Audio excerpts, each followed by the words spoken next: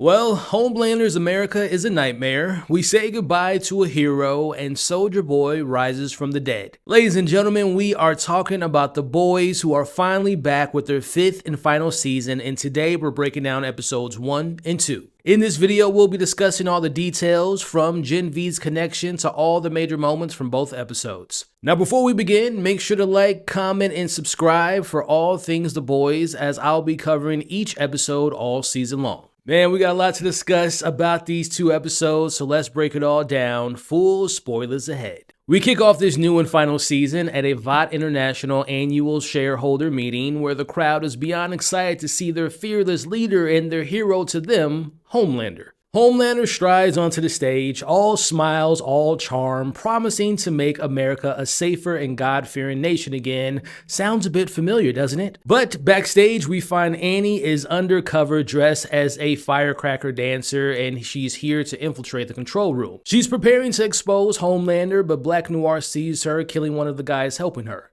Now, a fight ensues between the 2 supes, and as that's happening, the one remaining ally uploads the evidence. Now, Annie takes some serious hits, but manages to knock out Noir, and the mission is accomplished. The video plays, and it's the infamous Flight 37, which is, in my opinion, still top 5 most shocking moments of the show. The truth is now right out there on the big screen for the shareholders and the world to see as they all immediately pull out their phones recording the video. Now, obviously, Homelander is shocked as we see his eyes glow red, ready to go full psycho mode like we've seen him imagine in the past. But Sister Sage is on stage with him and reminds him to keep it together, and it is time to put on this full-blown line to the world about what they just witnessed. A cut to seeing Sage is already on every single social media platform with the hashtags trending, hashtag deepfake, hashtag truth. Now, they're claiming that the video the public saw was AI generated, created by Starlight, which we know is a flat out lie, as we already see that some people have made this into a trending dance video on TikTok. Now, of course, the government is backing up VOT's claim and their narrative that they're setting forward, as we see a press conference taking place where they blame the terrorist Starlight with the newly appointed super-powered mind-reading vice president of the United States and Ashley Barrett, who reaffirms that this was all a deepfake video. Now, as we'll talk about with this episode and episode 2, I am very curious on if Ashley is still secretly thinking about betraying Homelander based on almost leaving with A-Train to Florence in last season. We already noticed she took V after overhearing the Deep suggesting that she be the first one to go because she has all the dirt on the 7 and VOT, and now she has mind-reading abilities, but again, is this still 1 foot in, 1 foot out? Is she going to betray Homelander? Is she going to stay by his side as she is the vice president? Can't wait to find out. What about your so-called freedom camps, the Starlighter dissidents? More clickbait.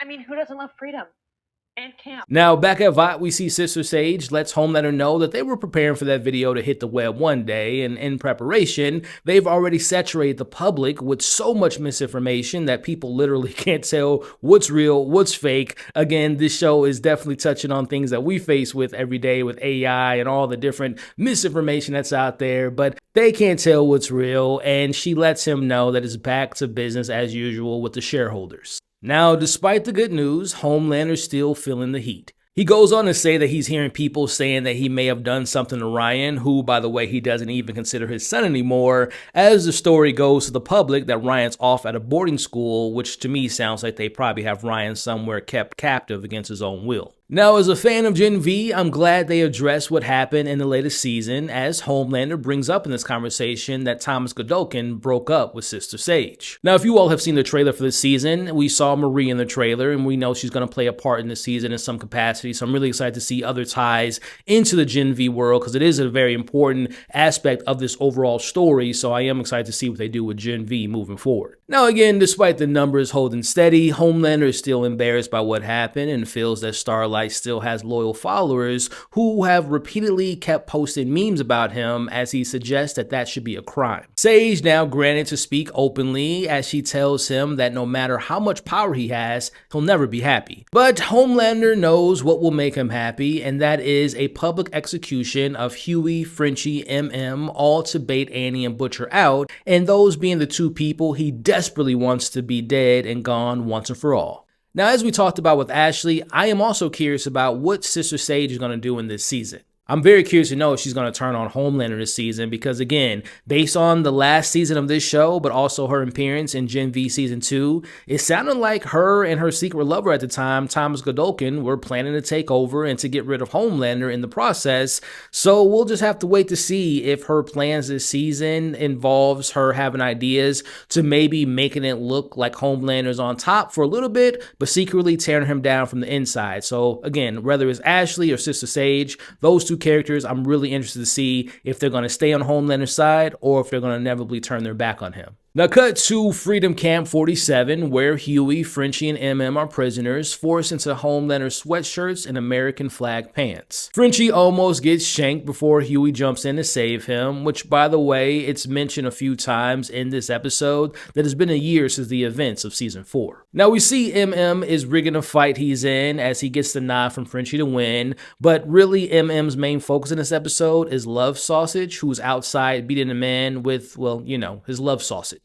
Now, we'll see MM get his revenge a little bit later in this episode when we get to that point, but meanwhile, in London, we see Butcher visits his abusive, cancer-ridden father. His mom's passed at this point, and there's absolutely no love lost between these two men. Now, Butcher is here to say goodbye to his father, and he wants to hear him scream, as we don't see it, but we can hear the deadly tendrils coming from his chest and presumably killing his abusive father. Now, this scene to me just continues a thread from last season, which is to position Butcher as one of the main villains, which leads me to believe that the boys will have to deal with him at some point this season. Now, the misinformation machine keeps going as Firecracker, who is no longer providing milk to Homelander due to her pills killing her, as she's live with him on Truth Bomb spewing more anti-Starlight propaganda. Now, they're not only blaming Annie for the fake AI Flight 37 video, but they're now also saying that she was a part of Thomas Godolkin's return video, and even the Gen V finale's death is all being blamed on her. Again, at this point, it's all propaganda, and it is a full-blown smear campaign to take down this terrorist known as Starlight. Actually believe that. I mean, how stupid does she think we all are? Oh, God, sloppy word. If we freeze it here. Yeah. I mean, last I checked, I do not have 7 fingers on one hand. Isn't that what they refer to as the uncanny valley? Yes, it is. Now we cut to the Philippines, where our favorite silent assassin has been exiled because Vought was apparently tired of her ripping off guards' faces. But her silent existence gets a shakeup when Butcher shows up, and he's here to recruit her for a rescue mission for Huey, MM, and of course the love of her life, Frenchie. Meanwhile, back at the prison camp, Huey is trying to keep hope alive for his new friend. Now, it's in this moment that we get to see how they keep the prisoners from escaping, and that's by using Cindy, as she makes a gruesome example of an escapee by exploding his entire body. Now, Cindy has, of course, been a part of this series since Season 2, but we really haven't seen a ton of her. She only popped up in the final moments of last season's finale and obviously in this episode. So I am curious to know, is she just going to be a straight-up villain? Will she be used more? Will we learn more about her? Because, of course, she has somewhat similar skills, or I should say abilities, as Marie and Victoria. So again, will she be a good guy? Will she be a bad guy? That is something I'm excited to see as well. Now, later in the episode, Homelander shows up in the camp in the middle of the day, and not just to mock Huey notes about Annie, but he also murders all his bunkmates. Homelander tells Huey that he just can't understand why people love him, like Victoria and Annie and Butcher, and why would they risk their lives to saving him, but Huey stands his ground, telling Homelander is because he would do the same. Which, one of the big things about this episode and episode 2 is Homelander has no one to trust, so I think deep down he's actually probably jealous of Huey because he has people that actually care about him. Now cut to what has to be the most unhinged podcast in the world, that is the Deep and Black Noir still talking trash and spreading more propaganda and lies about Starlight. Preach!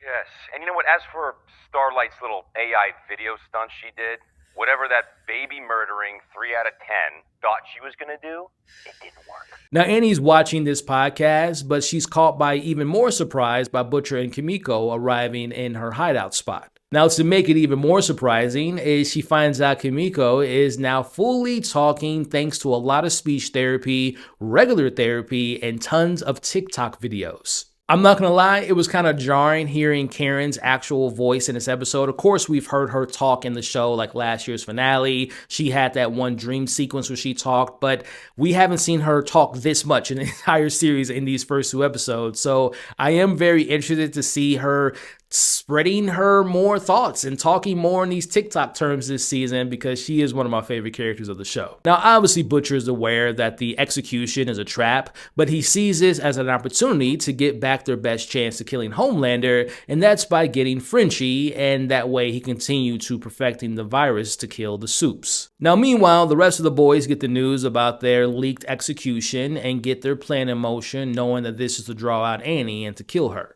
Now, over at Vought, Homelander just murdered Gavin, who was an ex-stage manager and was murdered because he liked a post about Starlight in the past. Now, Homelander has summoned Noir and the Deep into his suite, demanding answers. How did Annie escape the meeting? Why has it been about a year without finding A-Train or Butcher, as he threatens them both, clarifying that moving forward, failure is no longer an option. Now, after they leave, we see that Homelander has Soldier Boy in his suite, and we get more of this in episode 2, but I am very excited to see this father-son dynamic play out this season, because Soldier Boy is 100% one of my favorite new additions in the last few seasons of The Boys. Now, back to the ridiculousness going on at Vought as we meet Ashley's new fiance, Oh Father. Now, they're busy discussing how they met and their shared passion for getting rid of DEI because, as they put it, those letters are used to spell devil. Now, Sage interrupts his interview to give new orders from Homelander, as again, he wants to arrest anyone making derogatory comments about him and also who like Starlight and support the Starlighters, labeling them as cyber terrorists. Now, back to our break-in, the camp mission, we see Butcher recruits a new Supe, and he's a former Vought writer who eats dirt, and by doing so, he's able to create tunnels.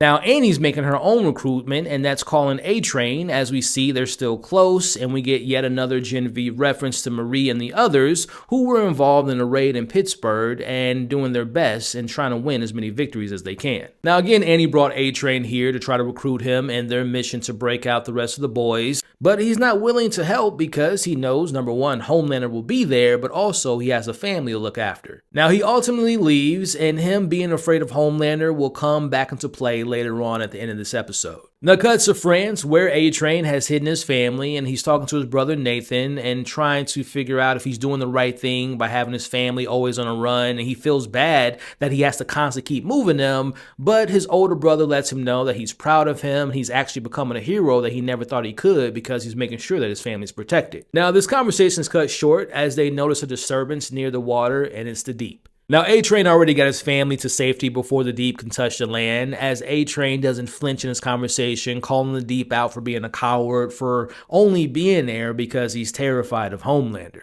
A-Train predicts that the Deep's future will be very similar to what happened to the original Black Noir, and that he's going to get tired of the Deep one day and kill him, which I do see that happening at some point this season, as the Deep tells him that he will eventually find his family to appease his boss, Homelander. Now, we don't get much of the Deep in the first 2 episodes, but I am, again, very curious, very similar to Ashley and Sage.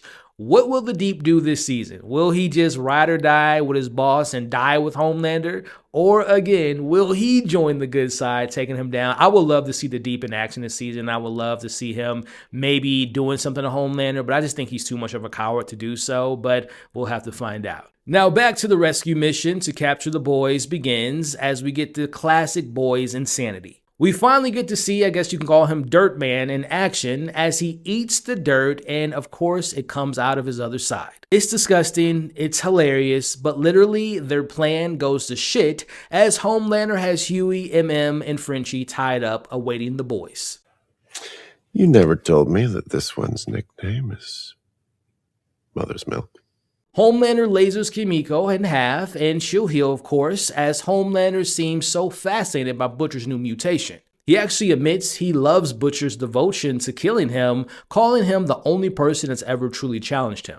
But as always, the boys have a plan as Annie takes center stage. She unleashes an explosive light show that temporarily blinds everyone, including Homelander, giving the boys a window to escape. Now, during the chaos, MM gets his revenge by finally killing Love Sausage with his own love sausage. While Cindy and Butcher go head to head, Annie sticks with the plan by flying Frenchie and Kimiko to safety. But Huey is left behind, leaving Homelander to recover, and he saves Cindy and lasers at Butcher, who manages to escape. Now outside, Homelander kills Huey's prison friend and is about to kill Huey, but A-Train arrives just in time, and he does his best Quicksilver impression from the X-Men movies as he saves Huey with his super speed. Correct me if I'm wrong, but I don't know if we've ever seen A-Train move this fast before where people are like frozen in time again. We know the boys like the parody thing, so I think this was their, let's kind of do a Flash meets Quicksilver moment. Again, this is his big hero moment, which we'll talk about here in a second.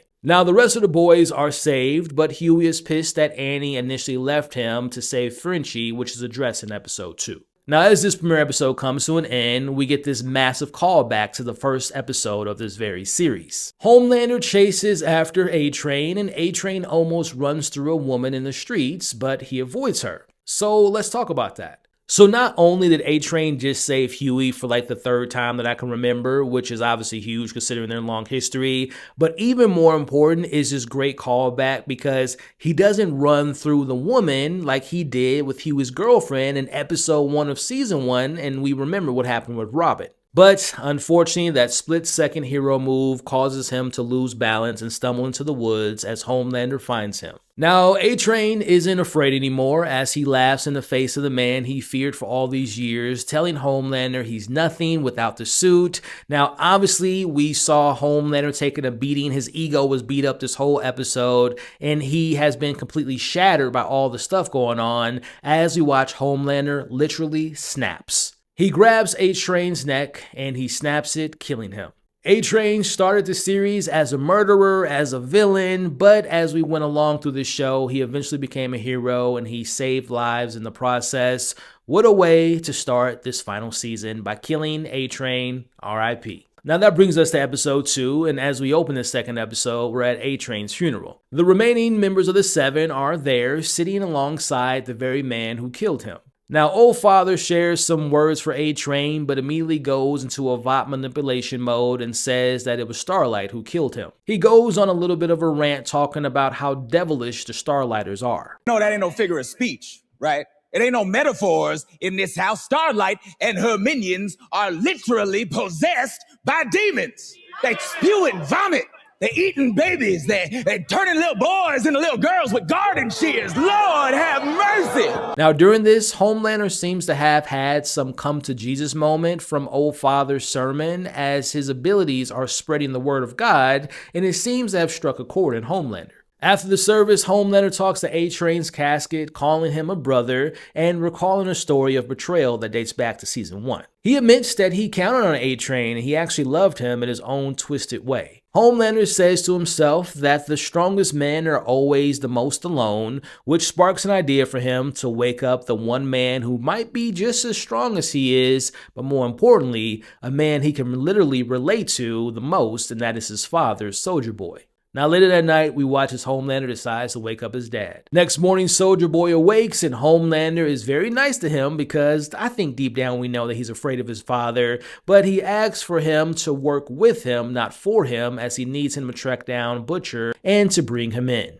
Now in return, Homelander promises to rehabilitate his career because he has the public in his hands. Now, Soulja Boy isn't convinced that if he finds Butcher that Homelander won't just kill him after the fact, especially considering the last time they saw each other, they were trying to kill each other, but Homelander assures him that if he brings in Butcher, all is forgiven as he hands him back his shield. Meanwhile, we see the boys have moved their HQ to an abandoned school in Pittsburgh. Now, Butcher has been working with Samir on the soup-killing virus despite cutting off his leg last season.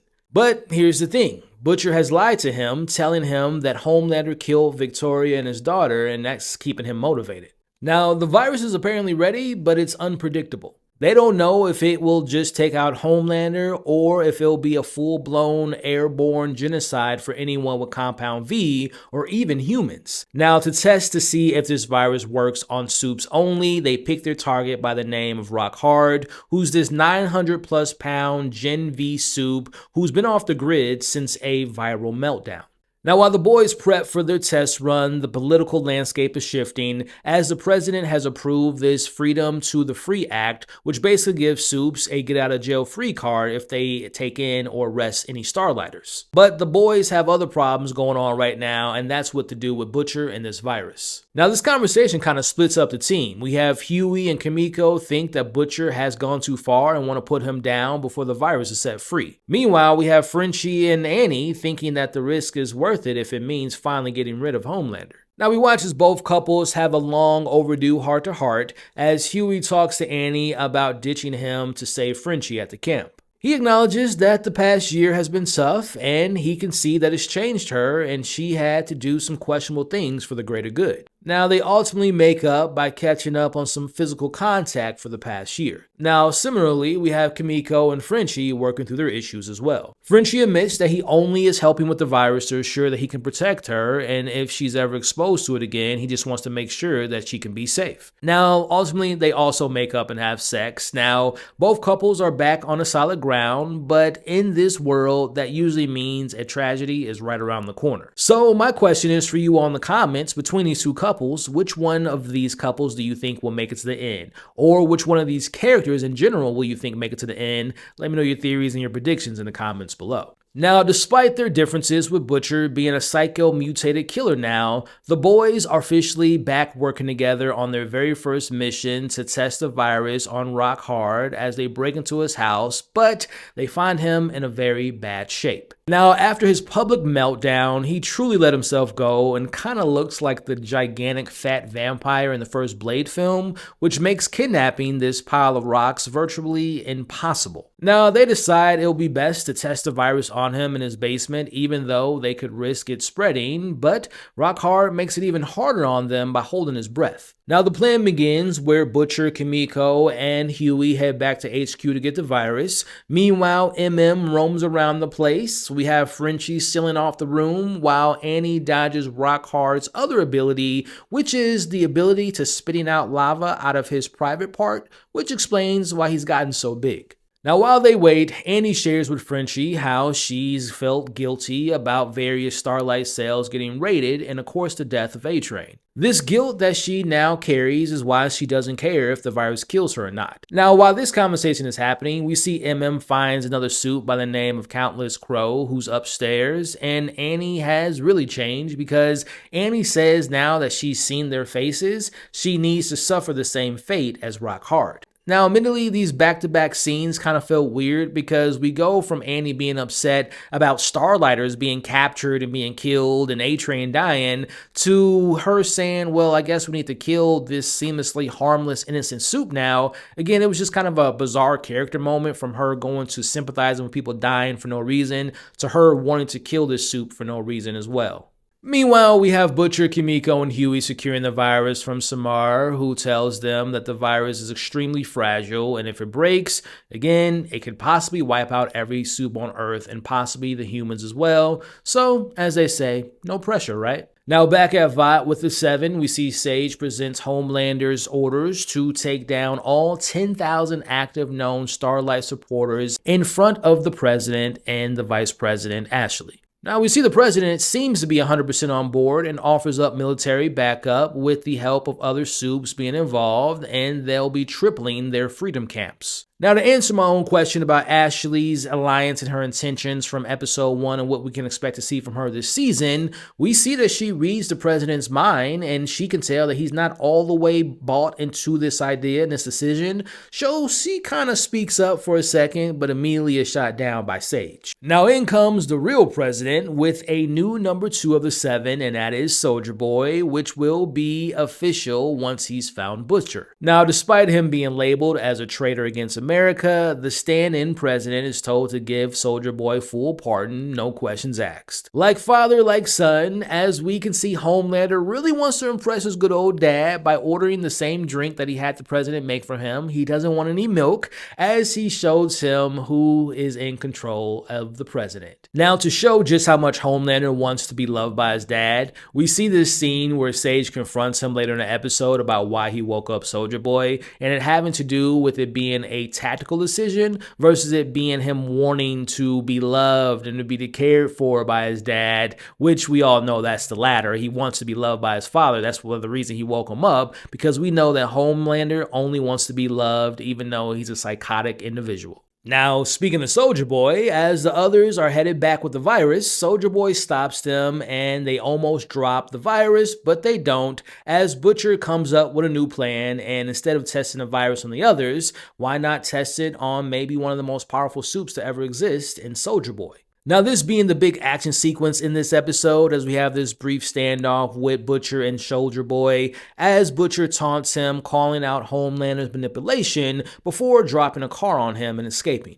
Now, the rest of the boys have their own problems to deal with, as Soulja Boy sends the other two members of the Gen Z soup team. One goes by the name of She-Lion and the other one goes by the name of Jet, as they're tasked with stopping Huey and Kimiko. Now, Kimiko battles She-Lion and Huey gets dropped mid-air by Jet, only to be saved by Annie. Now, inside the mansion, Soulja Boy chases Huey and takes the vow, but it's too late. Now, you notice who's in the room. We have the soups they want to test on and the humans, because again, we don't know Kimiko and obviously Butcher don't want to die in the process, as well as Annie, as we see Frenchie exposing the virus on Rockhard and Jet, who begin bleeding out black blood out of their eyes and mouths, and Soulja Boy starts to feel the same symptoms, and we're led to believe that he died.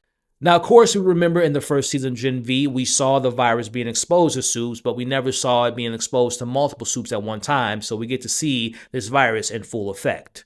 And it seems like it worked, at least for some of the soups. Now, we watch as the boys seal up the rest of the house to keep the virus contained, as again, it seems like the virus has worked. Now, we see that MM decided to let the Countess Crow go, a decision that might bite him in the ass later in the season, or maybe she'll come back at some point and return the favor by saving him. Back at Vought, we see Ashley openly talks to Sage about how terrible of an idea it is of rounding up Starlighters for social media posts. Ashley uses her mind-reading abilities to see if Gage will reason with her, and she begins talking about this being a bad idea and whatnot, but ultimately it doesn't work. Back in her truck, we see the extent of Ashley's powers, as she has a face tumor on the back of her head that speaks to her all the time, a very similar side effect to what we saw would happen with Butcher having a tumor, but again, hers is a head speaking on her head. We see her head tumor encourages her that she can do better and that she can make a change, but for now, Ashley ignores her literal inner voice inside of her head. We end this episode with Samir confirming that the humans are immune to the virus. Now that the virus works, we see Frenchie wants to run away with Kimiko, but she tells him they should stay because of the situation going on with the Starlighters, a bunch of innocent people being taken in and being split up from their families, and also this would be a way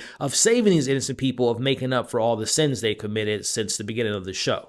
Meanwhile, Huey and Annie make a pact to keep fighting, and Annie promises to not go evil like Butcher. Speaking of Butcher, we see that he still has a heart inside of him, as he still loves and takes care of his loyal dog, Terror.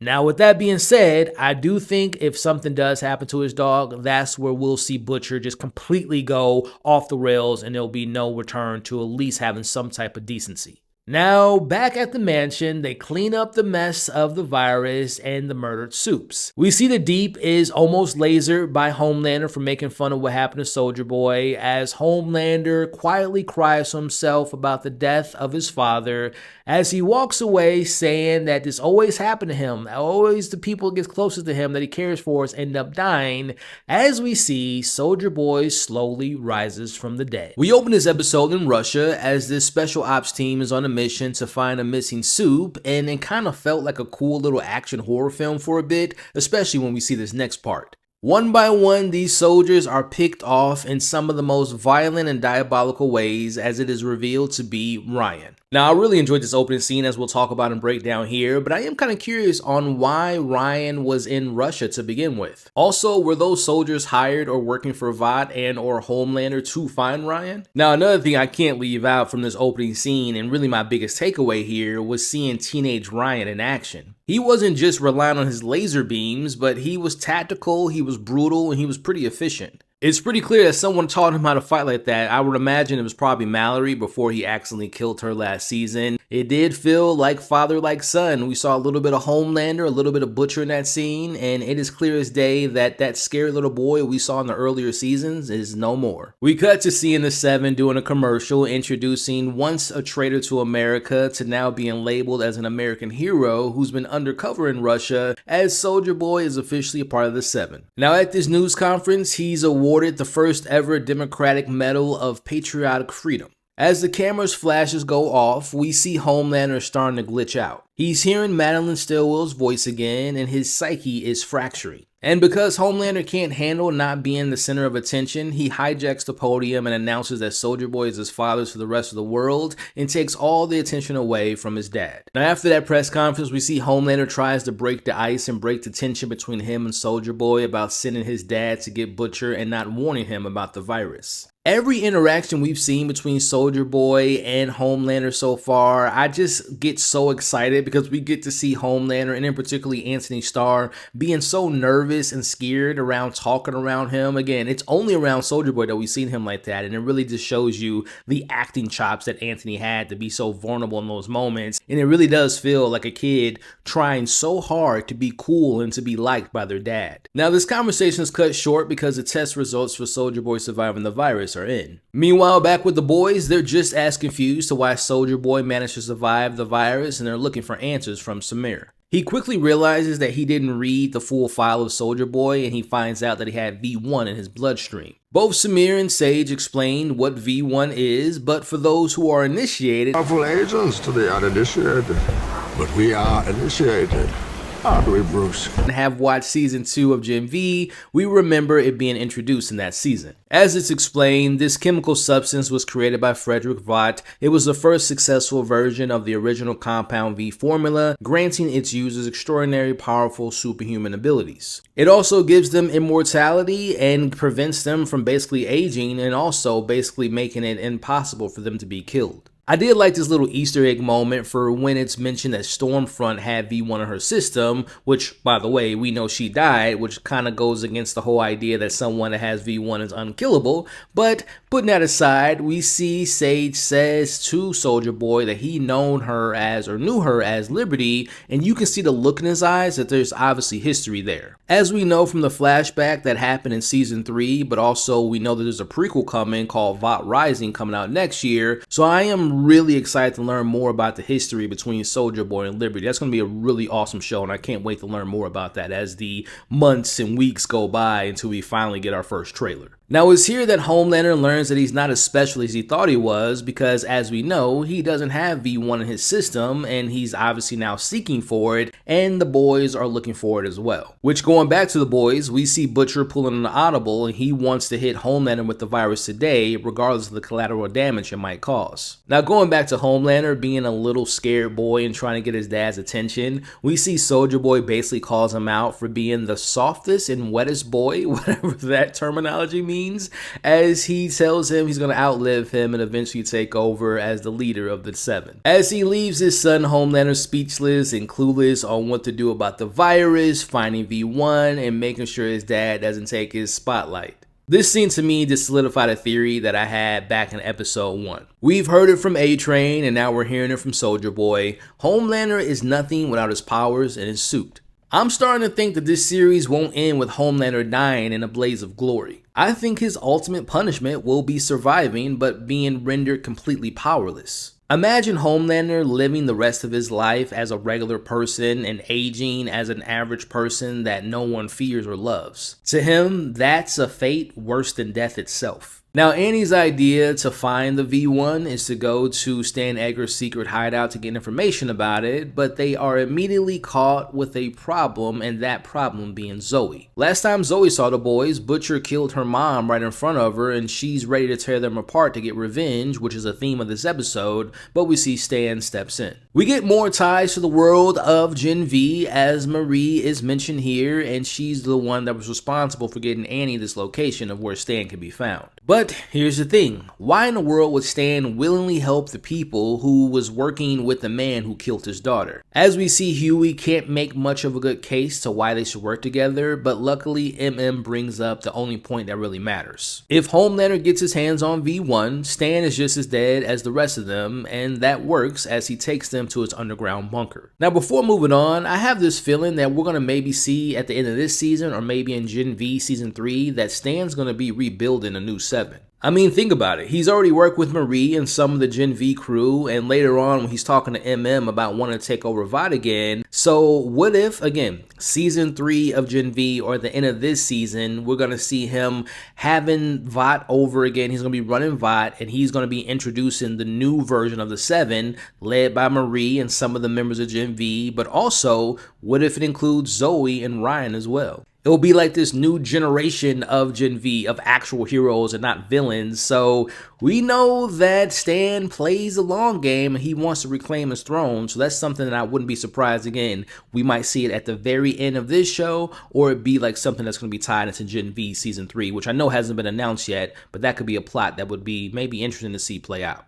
Now, as they enter the bunker, it's here we see Huey has to come face to face with his very first kill of a soup, and that is him being introduced to Maverick, which is Translucent's son. Luckily for Huey, Stan lied, as he always do, to Maverick and told him that Homelander was the one that killed his dad and not Huey. Stan gives them pretty much the same backstory and lore dump that we got in Gen V Season 2 in regards to the history of V1, and according to Stan, unfortunately, there's no more V1 available, at least to his knowledge. Meanwhile, Huey tries to apologize to Zoe about what happened to her mom, but he has no luck in doing so. Again, he's trying to apologize for what happened with Victoria, what happened with Translucent, as we see that Zoe actually has her own plans going on. Now back at Vought, we see Homelander is continuing to crack mentally as he is trapped in this loop of voices from every one of the men that was responsible for creating him, as they're basically just keep calling him a failure. He finally snaps, and we get this surreal, twisted sequence where the gates of heaven open and Madeline Stillwell appears as his guardian angel. This being the ultimate validation for his ego, as Homelander tells her about his disconnect with his father and his son, but she assures him that this was all part of his story. This is all the part of his ascension into becoming the one true God. Well, then you baptize the unfaithful in their own blood. Rip babies from their mother's wombs. Skin parents in front of their children. Rid the world of the wicked. As Homelander has one last task as he gets to see his guardian angel's breast. Look, man, based on that sequence of him basically telling himself he needs to be a god and to kill anyone that goes against him, I know we've said this in the past, but this is the final season and I think this will come true. I believe moving forward for the rest of this season, and we see that's at the end of this episode, we're about to get the most unhinged and dangerous version of Homelander that we've ever seen. Now, cut back to Homelander taking a bath in the world's best breast milk as he calls his dad into his bathroom to give him another chance to apologize and to help him find the last of the V1 that he knows is still out there. Now, for the first time that I can remember, this is the first time we're seeing Homelander speaking to Soulja Boy with a level of confidence as he calls him a disappointment for not taking advantage of him having immortality, and we see that he says to his dad that once he gets V1, he won't be making the same mistakes. And going back to the first time, we can see Soulja Boy is actually like, oh, he might actually be serious. He might not be effing around and being a little F-boy like he's been so far. So that scene, number one, was hilarious. But again, look at the confidence, look at the swagger, look at the, like, this feels like season 1 Homelander as far as being like just the most confident person on earth and not having a worry in the world. So again, I think we're going to see this Zen level of Homelander mixed in with a psychotic nature as well, which again makes him so dangerous. Now back at Stan's, we see Zoe and Ryan meeting up. She tells him that they should follow the boys, that way that they can find Butcher and kill him, but Ryan doesn't think that's a good idea because it's too dangerous and it can end up getting both of them killed. Now Zoe gets upset from this because again she wants revenge and Ryan isn't on board and she leaves. Meanwhile, Ryan can sense Butcher, who comes out of the Butchers. Now Butcher being Butcher says some smart remark that pisses off Ryan and he tries to push Butcher, but he barely moves as Ryan realizes that he's a soup now. Now, despite their differences, they do have a lot in common, one being that they have love for Becca and the other being that they both hate Homelander. We see Butcher convinces Ryan to have a private talk with him as they go to a bar, and Butcher wants Ryan to meet up with his dad and expose him to the virus despite it killing Ryan in the process, but Butcher will be there to die with him as he calls this his destiny. Now, we all know that Butcher is one hell of a manipulator as he softens up Ryan, and we see him eventually putting a tracker in Ryan's jacket without him knowing. As they share some beers, we see them talking about Butcher's father, and it's here, I know some people were confused if Butcher killed his dad or not, but it is confirmed in this scene that he did kill his dad, and this being like a motivation of like, look Ryan, I killed my dad, you can kill yours as well because it is for the betterment of the world. Butcher keeps continuing to say that it is a good idea to get rid of the world of all his soups, including Ryan and himself, because even Ryan at this point kind of agrees with him because he says every person he gets close to ends up dying. As we see, he agrees to do the job in the suicide mission of killing his own father, knowing that he's going to die in the process. Look, I know for some people out there, including myself, Ryan's arc and some of the moments of Ryan in the show can be hit or miss, but for me, this older teenage hardened version of him has been the best version of Ryan we've seen so far, especially in the context of this episode. I thought his performance was a standout. I thought him in action really worked, and again, I'm so glad that they don't do what I thought they did at the end of this episode. I'm really excited to see what they do with Ryan moving forward. And again, if my theory is to come true, I would love to see Ryan be incorporated in Gen V Season 3 and him being a part of this new version of the Seven. Again, continuing this theme of dads and being disappointed by dads and being failures or even losing your dad, back at Stan's bunker, we see Huey trying to connect with Maverick and bringing up that he lost his father as well. He tries to give Maverick advice on trying to find peace and not chase revenge for what happened to his father, but of course we know deep down this is him just trying to not take responsibility to being the one that actually killed Maverick's dad. Meanwhile, we see the rest of the boys get a hit on where they could potentially find V1 as they think they can find it at this decommissioned army hospital by the name of Fort Harmony. Now, during all this, Homelander has sent out this team to find the boys, and that team consists of Black Noir, Sydney, Dognot, and despite Homelander not wanting him to be involved, the Deep was invited by Black Noir. Now, this scene with them in the Tesla Cybertruck was so funny because for the first time ever, we get some backstory of where and who Sydney is. I was born on a sugar bush, a maple farm. One day when I was 5, my parents died in a tidal wave of molasses. Then I was raised by 4 geese and an agoraphobic fox in a crystal cave where they taught me the ways of the soil and the salts until Gerald, that's the eldest goose, revealed to me that he's the reincarnation of Robin Williams. And then he took me on his egg-shaped spaceship to Orc because Mork and Mindy is a Netflix documentary. Orson married us. And the rest is history. Now we cut to Frenchie and Kimiko talking about what they want to do once this all comes to an end. She wants to have 3 kids and a dog and a place they can call home. Meanwhile, Frenchie wants the complete opposite. Now, is it me or them sharing their dreams of the future just to show basically screaming that it won't happen? Yeah, talking about having kids and peace of mind and all quiet and finding a home, I think it's pretty clear that I feel like either they're going to kill both of the characters or they're just going to kill Frenchie, because I do think the show wants Kimiko to have like a happy life because we know she's never had that. So right now, my gut's telling me that if one of these characters are to die, I'm putting my money on Frenchie. Now, eventually, Homelander's kill team finds Stan's bunker and they hope that it can hold, but Stan realizes that Zoe is missing, as we can see that she hid in the back of the van with Frenchie and Kimiko to find Butcher, but instead, she actually finds her dad. Now, obviously, both of them thought that the other person was dead, but it's here that they have a reunion, but this reunion is kind of cut short when Samir finds out the truth about what actually happened to Victoria. After discovering that what he was told was all a lie, that it was Butcher that killed Victoria, we watched the both of them destroy his work on the virus. Now, as they're about to leave, Frenchie tries to stop them, but we see Kimiko steps in and stops Frenchie because Zoe deserves to have a chance at having a nice kind of childhood as they let them leave. Now, we don't see any more of Samir and Zoe for the rest of this episode, but I am curious if this is the last time that we're going to see them for the rest of the season. I personally think there's still some story to be had with Zoe maybe getting some type of revenge on Butcher, but more importantly, I do see Samir maybe coming back to the mix and making some type of virus or some type of weapon that can kill Butcher, because I do feel like not only do we have to worry about Homelander, obviously, but I do think Butcher, again, is slowly but surely, we see that in this episode, is becoming becoming one of the main villains of the show. So I do think we might not see them again, but I do think if there's a way to bring them back in, it's to have them get their revenge on Butcher.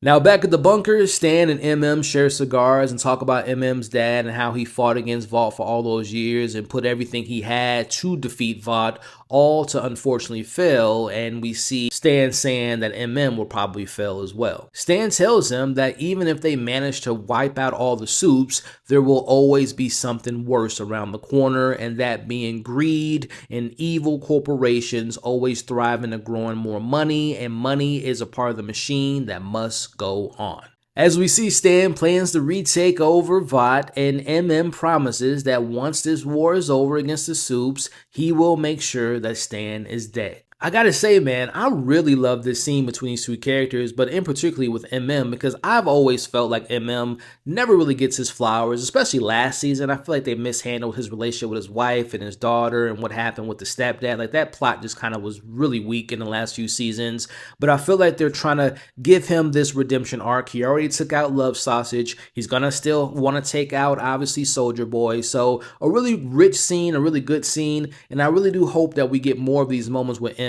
because he's just such a great actor and it's just like an underrated character in my eyes. Now, speaking of Vought, they're making commercials encouraging the youth between the ages of 8 and 18 to join the Homelander to learn all types of things, including how to spot starlighters. Meanwhile, we see Homelander's obsession of finding V1 on his new task of being this holy, newfound appreciation of himself being God, as he takes the extreme turn and wants all the crime analytic agents working around the clock to finding V1. Now, at the same time, he wants another team to start recreating the V1, and he wants them to skip the animal trials, and he wants them to go straight to human trials and testing it on the criminals they've rounded up and using them to their disposal. Now, while that's happened, Firecrackers tries to talk to Homelander, but he ignores her as he's drinking his holy breast milk, and she's starting to realize that it's probably just a matter of time before he gets rid of her because he doesn't need her anymore because the breast milk isn't good, as she sets her sights on his dad, and that being Soldier Boy. Now, we watch the two of them flirt about their guns, and eventually they show off their body parts and they have sex. We see them having some pillow talk about Homelander and how he looks up to Soldier Boy, which was a pretty funny scene overall, but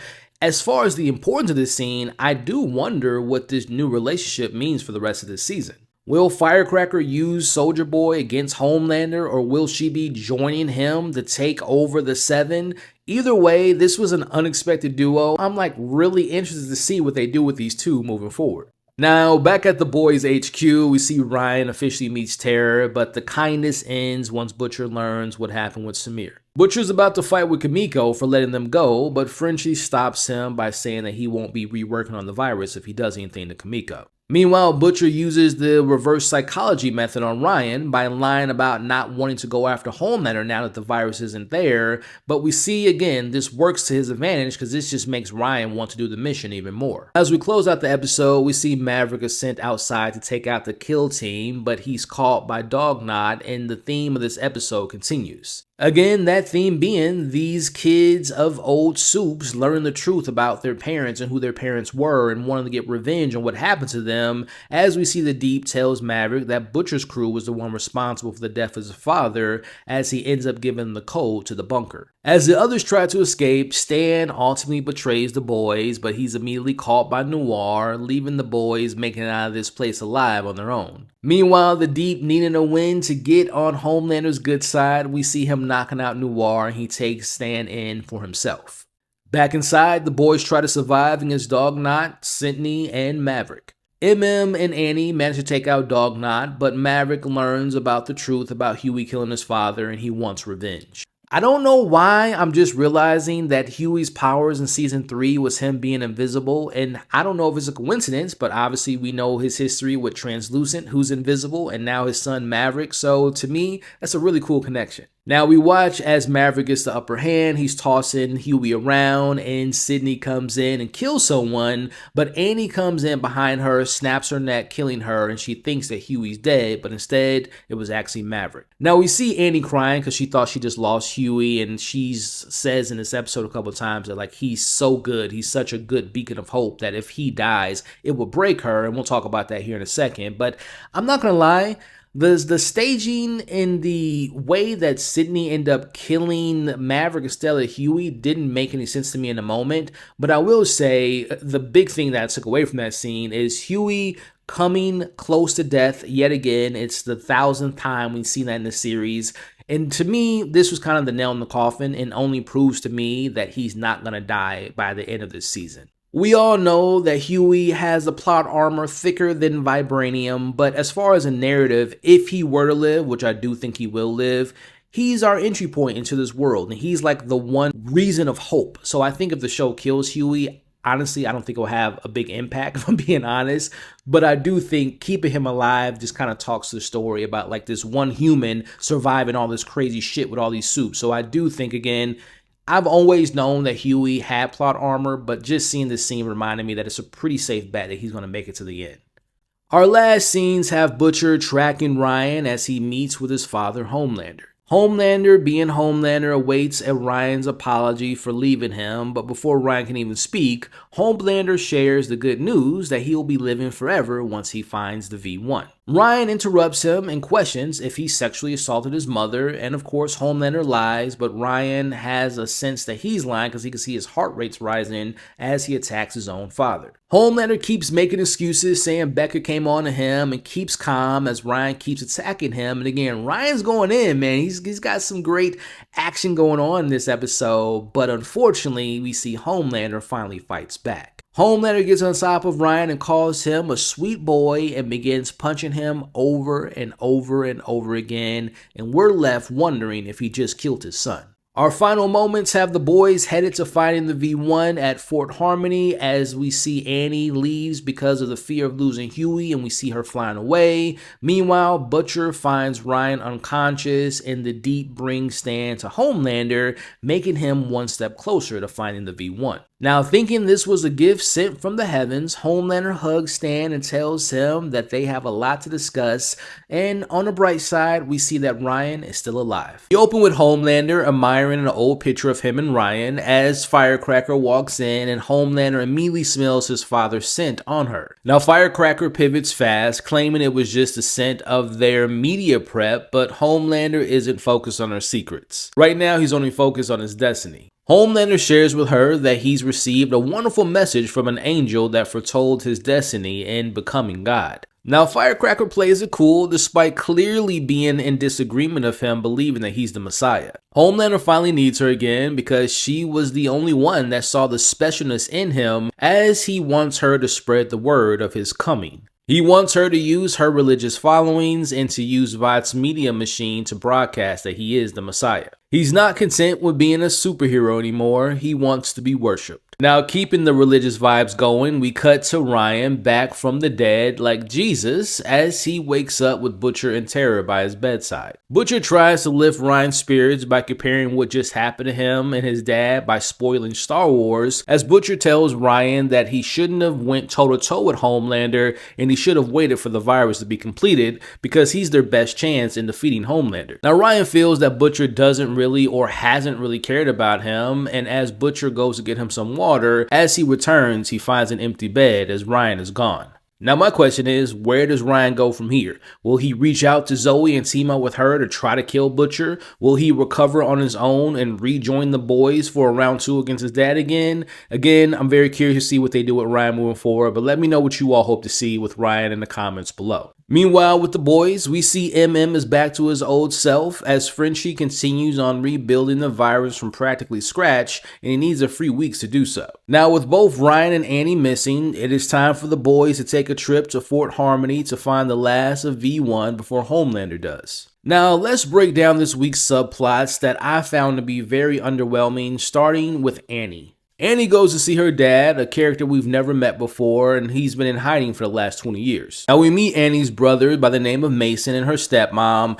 and the initial vibes are that they are basically pro-Homelanders, which later on, Annie's dad explains why there's signs in support of Homelander, but turns out Mason is exactly that. A snitch who calls the cops the second he realizes Starlight is there. Annie tries to connect with her brother, and it was one of the most pointless scenes of this episode for me, and surprise, surprise, Mason does indeed call the cops on Annie. We have these heavy-handed PSA moments, one for example being her dad explaining why he left because Annie's mom used the whole she's a chosen one, and that was something that was just overbearing for him, so that's why he left the family. Then we have this moment where the cop shows up to drag Annie away, which leads to a standoff where her dad finally has a moment of morality. Now the cop ultimately leaves and gives them an hour to say their goodbyes. We'll circle back to this plot at the end, but I'm going to be honest, this was the worst part of this episode for me personally. Now look, I get it. The showrunners want to mirror our current political climate. They want to show the polarization of the Starlighters being considered terrorists and how it is, again, a very real-world coded situation. But was this the time for a family detour in the middle of the finale of this season? I don't think so. I don't think we need to spend that much time on meeting Annie's dad, who was only brought up one time in season 1. Like, I just feel like this whole plot was just such a waste of time. And I also thought the story was so on the nose with the performances to me across the board, and these scenes were just so flat and boring, including from Annie herself. Again, yes, I get the point of her getting the closure from her past in order for her to move forward to what's going on in her situation with Huey and the boys, and also having the guilt of what's going on with the Starlighters being taken away, having their rights taken away and whatnot. But again, the Starlighter stuff to me last season and this season has been so underwritten, and it feels so heavy-handed. Again, I want to be very clear that I am very aware that The Boys has always been a great satire about the political landscape, but then when the show has these moments where it's not about the characters and then it just starts to focus on we need to mirror what's going on in the news, to me it loses the bite that made me love this show to begin with. But as I digress, let's move on to our next subplot, and that's what's going on with Firecracker. Back at Vought, Soulja Boy learns that Homelander is headed to Fort Harmony, where Soulja Boy was first injected with the V1. Now Sage does what she does best, and that's playing 4D chess. She antagonizes him by basically encouraging Soulja Boy to get the V1 before his son does. She's orchestrating a scenario where Soulja Boy destroys the V1 before Homelander can get his hands on it, as she knows that if Homelander becomes truly immortal and untouchable, Sage loses her leverage. Now it's here that we get some confirmation about an online theory that's been floating around for a few weeks now. Many people believed online that either Ryan or Sam from Gen V or a clone reveal from the comics was coming, because Black Noir has been completely silent all season long, but it is here that that gets debunked. We see Black Noir with his mask off, showing us that it's the same person who replaced the original Noir, and he's now talking again. He admits that he's been method acting and he stays silent to truly embody the spirit of the original Noir, but he's finally breaking character because he is pissed off with what the Deep did by taking Stan in last week's episode. But it's here we see Noir gives the Deep a reality check. Don't get too comfortable being the golden boy, because now that Daddy's home, referring to Soulja Boy, the pecking order will always default to him. But let's move on to what's going on with Firecracker. She's gathered Ashley, Old Father, and a Vought executive, and the Worm, who we met back in episode 1, to brainstorm how to market Homelander as the literal Messiah. They're pitching some truly unhinged, terrible ideas, but Firecracker lands on a big one. Her idea is to rebrand Homelander as the God of America. Now, this was actually social commentary satire that I found to be funny, considering right now in our real world, the president's beefing with the Pope, and also having had shared similar ideas about having more churches dedicated to real Americans who support him as the president, as he sees himself as our savior of the country. Again, for me, I found this week's subplots to be the weakest parts of the episode because it was so heavy-handed in its messaging and it was missing nuance. But despite some holes in logic here, luckily the boys and Homelander and Soulja Boy delivered some of the good stuff that we're about to break down. Back with the boys on their way to Fort Harmony, Huey literally stumbles upon a few dead bodies that have been ripped apart, as Frenchie's fears about a beast lurking in the woods are starting to become a reality. As they approach the hospital, our golden boy Huey snaps out of nowhere as he unloads about Annie. As he shares his thoughts about how he feels about Annie and calls her a bitch for sometimes being selfish, which completely catches everyone off guard because we know Huey doesn't talk like that. As they get closer to the hospital doors, they find a field filled with dead animals with their insides hanging out. From here, it becomes more obvious that there's something in the air making the boys angry at one another, as Huey now goes at MM and Butcher goes after Kimiko, but luckily Frenchie calms them down for now. Meanwhile, we see Homelander and Soulja Boy are close by as they talk about having a shared experience with Stormfront, which again, we can see the mention of her name catches Soulja Boy's attention. Which, by the way, is one of the many ways of basically setting up more seeds for the Vought Rising prequel series coming out next year. Now inside the hospital, the boys find more dead bodies downstairs. Now Frenchie, being the chemist of the group, he realizes they've been infected by a rage parasite that forces people to kill each other. Now, the only reason Frenchie is immune is because of years of using drugs. Now, Butcher sees that Homelander and Soulja Boy are close by and they want to fight them. Him and MM wants to go outside, but luckily Frenchie yet again has to step in and reminds them that that is suicide to fight them at this point, and they must focus on finding the V1 instead.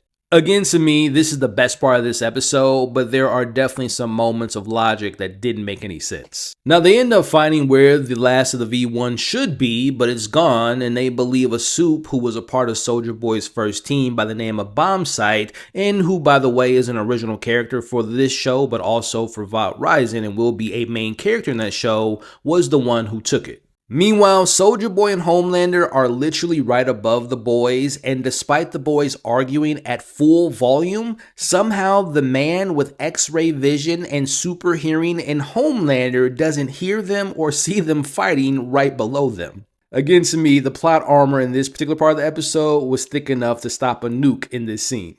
Again, after not finding the V1, the rage parasite takes over completely, and the episode turns into a game of hide and kill. Butcher attacks Huey and Kimiko, who's apparently forgotten how to speak at this point, while MM and Huey have a shootout with one another. It was a chaotic moment, but honestly, it felt a little forced to create unnecessary drama. Meanwhile, Homelander and Soulja Boy are also losing it, as Homelander starts getting to Soulja Boy, calling him a fraud and a fake tough guy, and he only joined the V1 trials because he was jealous of his brother. Soulja Boy finally has had enough and locks Homelander in a soup-proof testing room filled with atomic radiation. Now, while looking to kill Huey, we see Butcher finds a weakened Homelander, and he gets a kick out of seeing Homelander looking so sickly and being put in timeout by his dad. Butcher goes on about Homelander's God complex and how he'll never find happiness, and calls him out for almost killing his son Ryan. Butcher mentions the virus, but Homelander realizes that Butcher doesn't have the virus anymore, and he knows he has no way to stop him, as he promises he'll kill all of the non-believers. Butcher responds by returning the threat and saying to Homelander that he's going to kill him before it's all said and done. Now, during all this, Frenchie is caught and chased down by Soulja Boy, but managed to get him in the room with what's causing everyone to go insane with rage, and it is Bombsight, aka Quinn. Him and Soulja Boy hate each other, and that hate still runs in Quinn's blood, hence the parasite.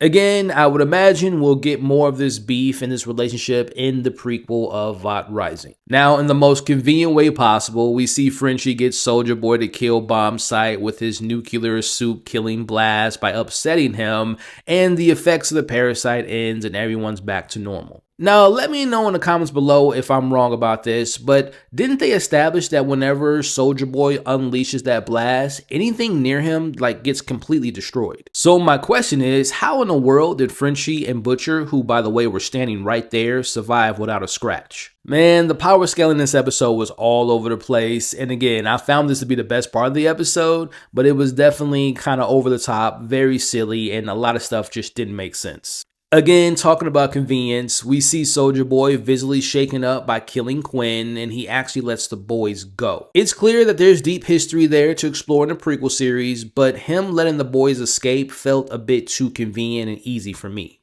Now, back with Annie, after being told to leave within the hour, we see her casually leaving after having dinner with the family as they say their goodbyes. Annie's dad leaves her with some final words about not giving up on people they love, which to me just felt like, again, just like a cutout from a CW scene. We see Homelander finally escapes the room and is ready to kill his dad, but he sees Soulja Boy has been crying and he wants Homelander to actually kill him in a moment, but he doesn't and he walks away. Again, I can't help but to feel like this episode was more of a setup for the future of the boys with that prequel series, more so than focusing on what's going on in this final season. Now we end what I consider to be the weakest episode of the season so far, with Kimiko and Frenchie breaking up because they want different things in life, which to me points towards one of them probably dying sooner rather than later. Annie's back and she apologizes to Huey for leaving, as we see Butcher and MM apologize to each other as well, as they watch a special announcement about Homelander on television. Our last scene has us at Homelander's new church for Americans, as we see Old Father uses his special abilities, which is a sonic scream. This ability allows him to generate an extremely powerful scream on high altitude from his vocal cords in his mouth. This ability also helps him to gather groups of people to his side and support his various religious causes, which we see him use on the crowd as he introduces Homelander to the stage and spreads the message that Homelander is their Lord and Savior as everyone screams his name. We open this episode with a power struggle being seen between the two wannabe disciples who's trying to get the attention of Homelander. Firecracker presents the Homelander Democratic Church of America ad blitz. Meanwhile, Old Father is tracking the skyrocketing attendance of their new congregations. Homelander isn't impressed by the idea of easing in Americans into his campaign to becoming God, and he doesn't like the fact that Firecracker called him a prophet because they're servants and he wants America to be prepared for his ascension. It's important to pay attention to Firecracker's wording in this episode, and we'll talk about that a little bit later. Now, Homelander tells her that he wants to be very direct and wants no confusion about his title. Either you can call him Lord or Savior, but he doesn't want any confusion about God and Jesus. He just wants to be the one. As Firecracker and Old Father try to one-up each other in front of Homelander, but Firecracker wins when she shows Homelander his very own Bible filled with the classics of the Old and New Testament, but now it includes the New American Testament written by AI.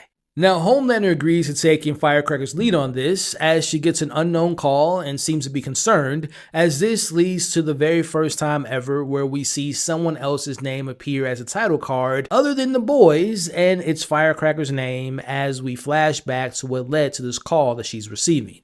We flash back to a diner where we meet the person who called Firecracker, and it's her old pastor by the name of Greg. He's someone that's meant a lot to her and was the person who baptized her when she was a kid and basically raised her, but they had a falling out at some point. He set up this meeting with Firecracker because the new Homelander church has taken his regulars and he's losing money at the same time. Now, not only that, but it's not like his congregation was leaving willingly, but instead a suit by the name of Praying Mantis is basically forcing them to join by scaring them and destroying the pastor's church as a warning for them to show their loyalty to Homelander. The pastor isn't keen on joining Homelander's church, and even if he was, he can't afford the franchise fee. Now, he can see that Firecracker isn't herself now serving under Homelander, and he won't be calling or considering Homelander his god. This is just another example of Firecracker having a difficult time with fully being on board with supporting Homelander calling himself God. Now, back at Vought, after sleeping with Soulja Boy, Firecracker seeks some kind of comfort with him.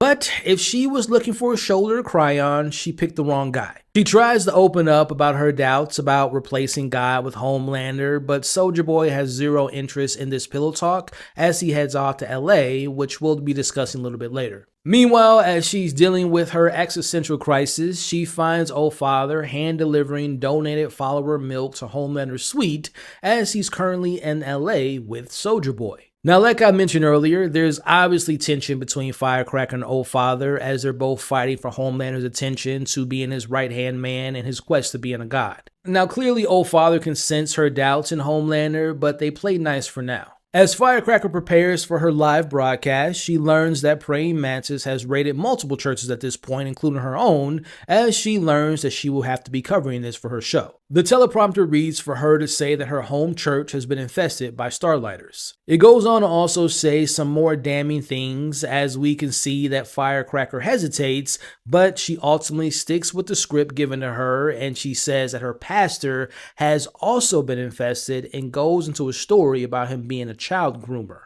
As she looks into the camera and lies, we can see her soul leave her body as a tear comes from her eyes because she knows that she not only ended her pastor's career, but she also ended his life outside of the church within his own community by saying what she just said. Wow, man. Like, talk about being a traitor to someone that loved you, took care of you. I mean, she's basically Judas. This leads us back into when her pastor called her at the meeting at the start of this episode. Now, this whole segment to me, a firecracker, was very telling. This goes to show that she was willing to sacrifice her relationship with someone who actually cared for her in order to appease Homelander, who couldn't care less about her. Firecracker misplaced her hope and belief in Homelander, and later it will catch up to her at the end of this episode, this being an example of false hope in a false god. Now from here we get a Black Noir title card and get a flashback to what happened before he came to the meeting and why he was clenching his fists when the name of the Deep was mentioned. Now, a few episodes back, the Deep was whining about Black Noir randomly disappearing every afternoon. Well, as it turns out, the silent killer isn't taking long bathroom breaks or taking naps. Instead, this leads us into finding out what he's actually doing. Cut to Black Noir 2 without his mask, and we get to experience the man behind the mask and get to spend some time with the actor as he goes into a theater rehearsal for a Bee Gees directed by Adam. Now, Black Noir 2's real name is Justin, and Justin impresses Adam with a great note for his character that he's playing in this play. Now, Adam, of course, has no idea that his leading man is Black Noir 2 of the 7. Now, we watch as Justin confides in Adam, sharing that he's having a tough time getting into character because he's distracted by his day job, and that obviously being his beef with the Deep. Now, funny enough, Adam shares his own unpleasant experiences with working with the Deep on the billion-dollar box office hit film Dawn of the Seven, as he encourages Justin to outstage this person distracting him, which again, we know is to be the Deep. Now, on the Manhandle podcast with special guest Old Father, Black Noir 2 warns Old Father to not listen or take advice from the Deep because he's a liar and he thinks he's the man, but he really isn't. Noir suggests to let Homelander heal him on stage on Easter as a miracle, as Old Father would have to run it by Homelander first, but he loves the idea, and the Deep is jealous and embarrassed of what Noir just said about him.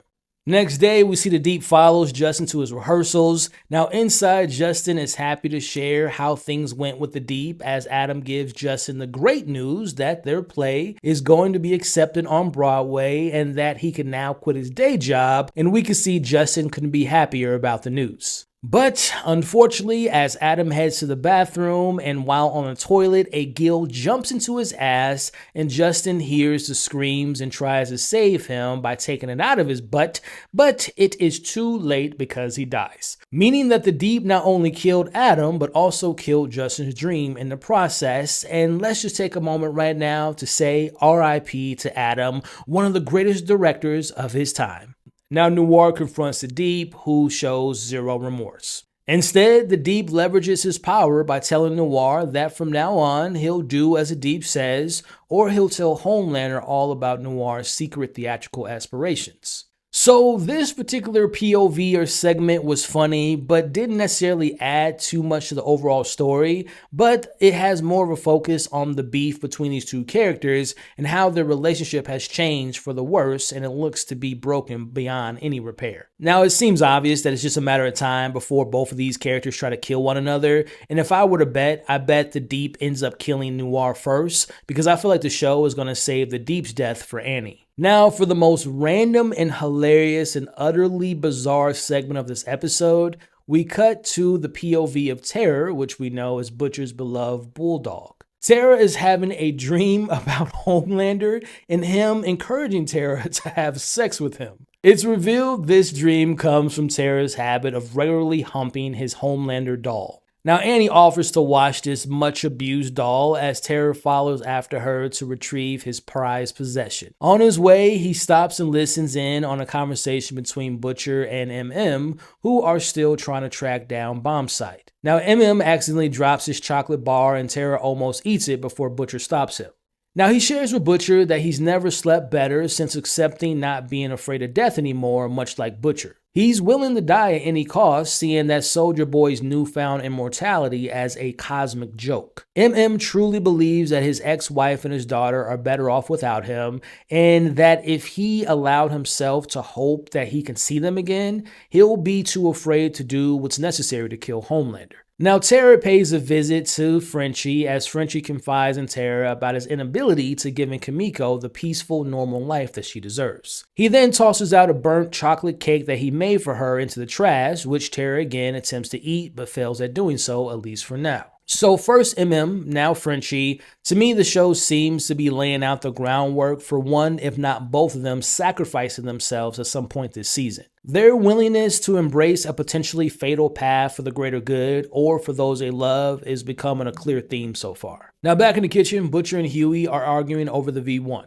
Now, Huey wants to keep the idea going of using it for a vaccine for Annie and Kimiko to stay alive once they release the new refined version of the virus, while we see Butcher still hell-bent on focusing on killing Homelander and making sure he doesn't get the V1 and obviously destroying it before anyone else can ever use it again. Now, Huey gets personal when he brings up Becca, saying, what if Becca needed the vaccine? Would he not want to protect her? As Butcher responds with this harsh reality as he says that he already did let her die. Now, their heated discussion is interrupted by Tara, who finally got into the chocolate cake in the trash. As we know, chocolate can be very deadly for dogs. Now, the boys have a brief panic, but luckily Huey saves Tara just in time. Tara, shaken but alive, immediately has another Homelander sex dream after his near-death experience. Now, Butcher, we can clearly see, is relieved. In this rare moment of gratitude, he thanks Huey for saving his dog. This close call with Tara seems to have softened Butcher's hardened exterior. As he's feeling uncharacteristically giving, he gives and tells Huey that if they do get their hands on the V1, they will use some of it as a vaccine for Kimiko and Annie, but not for him because he is still set on dying once Homelander is gone. Now, my thoughts on the Tara segment, it felt the most random out of the 5 and on a surface level, very unnecessary to the main plot. However, I can see this being a massive setup for the boys in the coming episodes. One, again, the idea of MM not being afraid to die and Frenchie wanting to give Kimiko a better life, both are very clearly pointing towards potentially both of these characters dying. Now, my issue with MM is, I talked about it a couple weeks ago, I'm a big fan of the character, and I've always felt like they've kind of wasted the character in the last few seasons.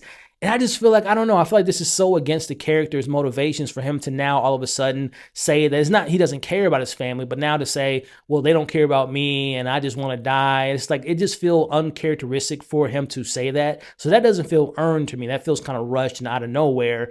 And then if I'm really being honest with you all, if you all have been following my breakdowns to the very beginning of the show, I haven't cared about Frenchie since like season 2. So him potentially sacrificing himself and giving Kimiko this better life, I hope the best for Kimiko, but honestly, if Frenchie dies, I wouldn't be losing sleep personally because I think the character has been so unimportant for about 3 seasons now. Now, we also see Butcher finally showing some signs of humanity. His fear of Tara almost dying kind of brought that out of him. And his agreement to letting Huey use a V1 as a vaccine, to me, this kind of points that there is still a heart inside of him, even though he wants to deny it. But getting back to the character that this segment focused on, I think this is definitely setting up Tara to be important to the story. Now, for those who don't know, in the comics, Tara had a much larger impact on the overall story, and even though it was never really confirmed, but it was very heavily implied that he had Compound V in his system, but clearly that's not the case in the show. Now, while Tara has largely been like a background character in the show, but in particular this season and getting his POV in this episode, to me, points towards he's probably going to play a big part in taking down Homelander. Or, as I speculated a few weeks ago, maybe his death will be the last thing that pushes Butcher over the edge, making him become this full-blown evil villain by the end of the day if he is to lose his dog. Now, of course, we'll have to see how this all plays out, but as far as the segment goes, it's my least favorite out of the 5 because it just seems so random, but it does have the potential to be something important for the later episodes. Now, it's time for Sage as she gets her own title card and she's in the elevator with Soulja Boy. We see her still kind of dropping hints at Soulja Boy about getting his hands on the V1 before Homelander does. Now, in her office, she has Ashley make the call to send the overseas troops back home to serve as Homelander's police if any Americans stand up against him, or if any of the Starlighters stand up against him, or if any Supes don't want to be on his side. Now, Sage and Ashley share a drink, and she really wants to speak to the other Ashley, and she finally confesses that she doesn't want Homelander to get his hands on the V1, and she did everything that she could to prevent him from finding it. Now, Sage needs Ashley's other side to read Soulja Boy's mind to see if he's warming up to joining Homelander or if he's wanting to be against him. Now, Ashley refuses because it's too risky, as Sage doesn't give up though, as she offers Ashley to stay and continue to drink with her in hopes to convince her to change her mind. We watch as Ashley and Sage talk about their families, and Sage talks about her grandmother and how she considered her powers to be a gift versus everyone else considering it to be a burden. Now, this is a similar conversation that she had with Victoria in season 4 that shows that Sage never gave up her hatred towards the world for them giving up on her grandmother even though she had discovered a cure for her cancer. The sharing of the feelings doesn't quite work on Ashley, so Sage decides it's time to tell Ashley her actual plans. Now, stage 1 is already complete, and that is Homelander taking over the country. Now, phase 2 includes the end of the world. She wants the soup-killing virus to be released in order for the soups to learn that the humans were behind it, causing actual hell on Earth as Sage watches from her bunker and gets her revenge on the world for what happened to her grandmother. She wants the world to end and wants peace and quiet forever and needs Homelander dead first, and she invites Ashley to join her. So this POV was very interesting because we finally get to hear Sage's true intentions by using Homelander as a tool for her plans of ending the world. The world's smartest person doesn't want fame or fortune. She simply wants to watch the world burn for not allowing her to use her powers to save the one person who truly cared, loved, and understood her. Now the question is, will Ashley actually help Sage in taking down Homelander? I mean, after finding out that she wants to end the world, will Ashley ultimately betray Sage and tell Homelander everything she just learned? I mean, we know she's terrified of Homelander, but it's also an apocalypse that Sage wants to start. So again, will she choose the devil she knows, or will she risk everything to prevent Sage's ultimate revenge? Now, last but not least, saving the best for last, it's time for Soulja Boy to get his moment as we cut back to the 7 meeting.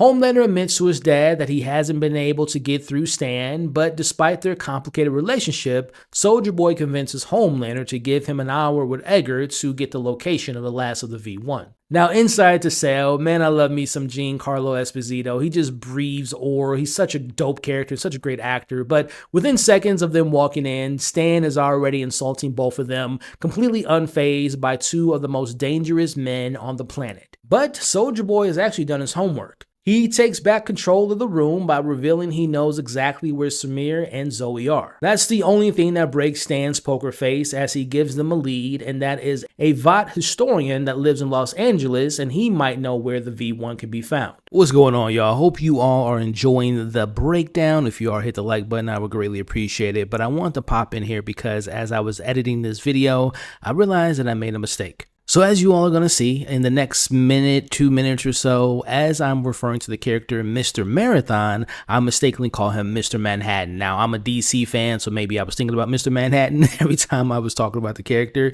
But nonetheless, I just want to let y'all know it is a mistake on my part. I'm very aware that Jarrett's playing a character by the name of Mr. Marathon. But again, for whatever reason, had a brain fart, I was calling him Mr. Manhattan. I'm sure someone in the comments is still going to correct me on it and say, you idiot, why did you call him that? And maybe it's deservingly so. But again, I know I made a mistake. I'm aware that the character is named Mr. Marathon, but I called him Mr. Manhattan. So I just wanted to put that in there. Hope you all enjoy the rest of the video. Please don't hate on me. Please don't spam it in the comments. But nonetheless, just want to come here and let y'all know I am aware of the mistake. And just imagine me saying Mr. Marathon instead of from Mr. Manhattan. Enjoy the rest of the breakdown. Now cut to Los Angeles where we meet Mr. Manhattan, who was once a part of the 7 before being replaced by A-Train after losing to him in a race.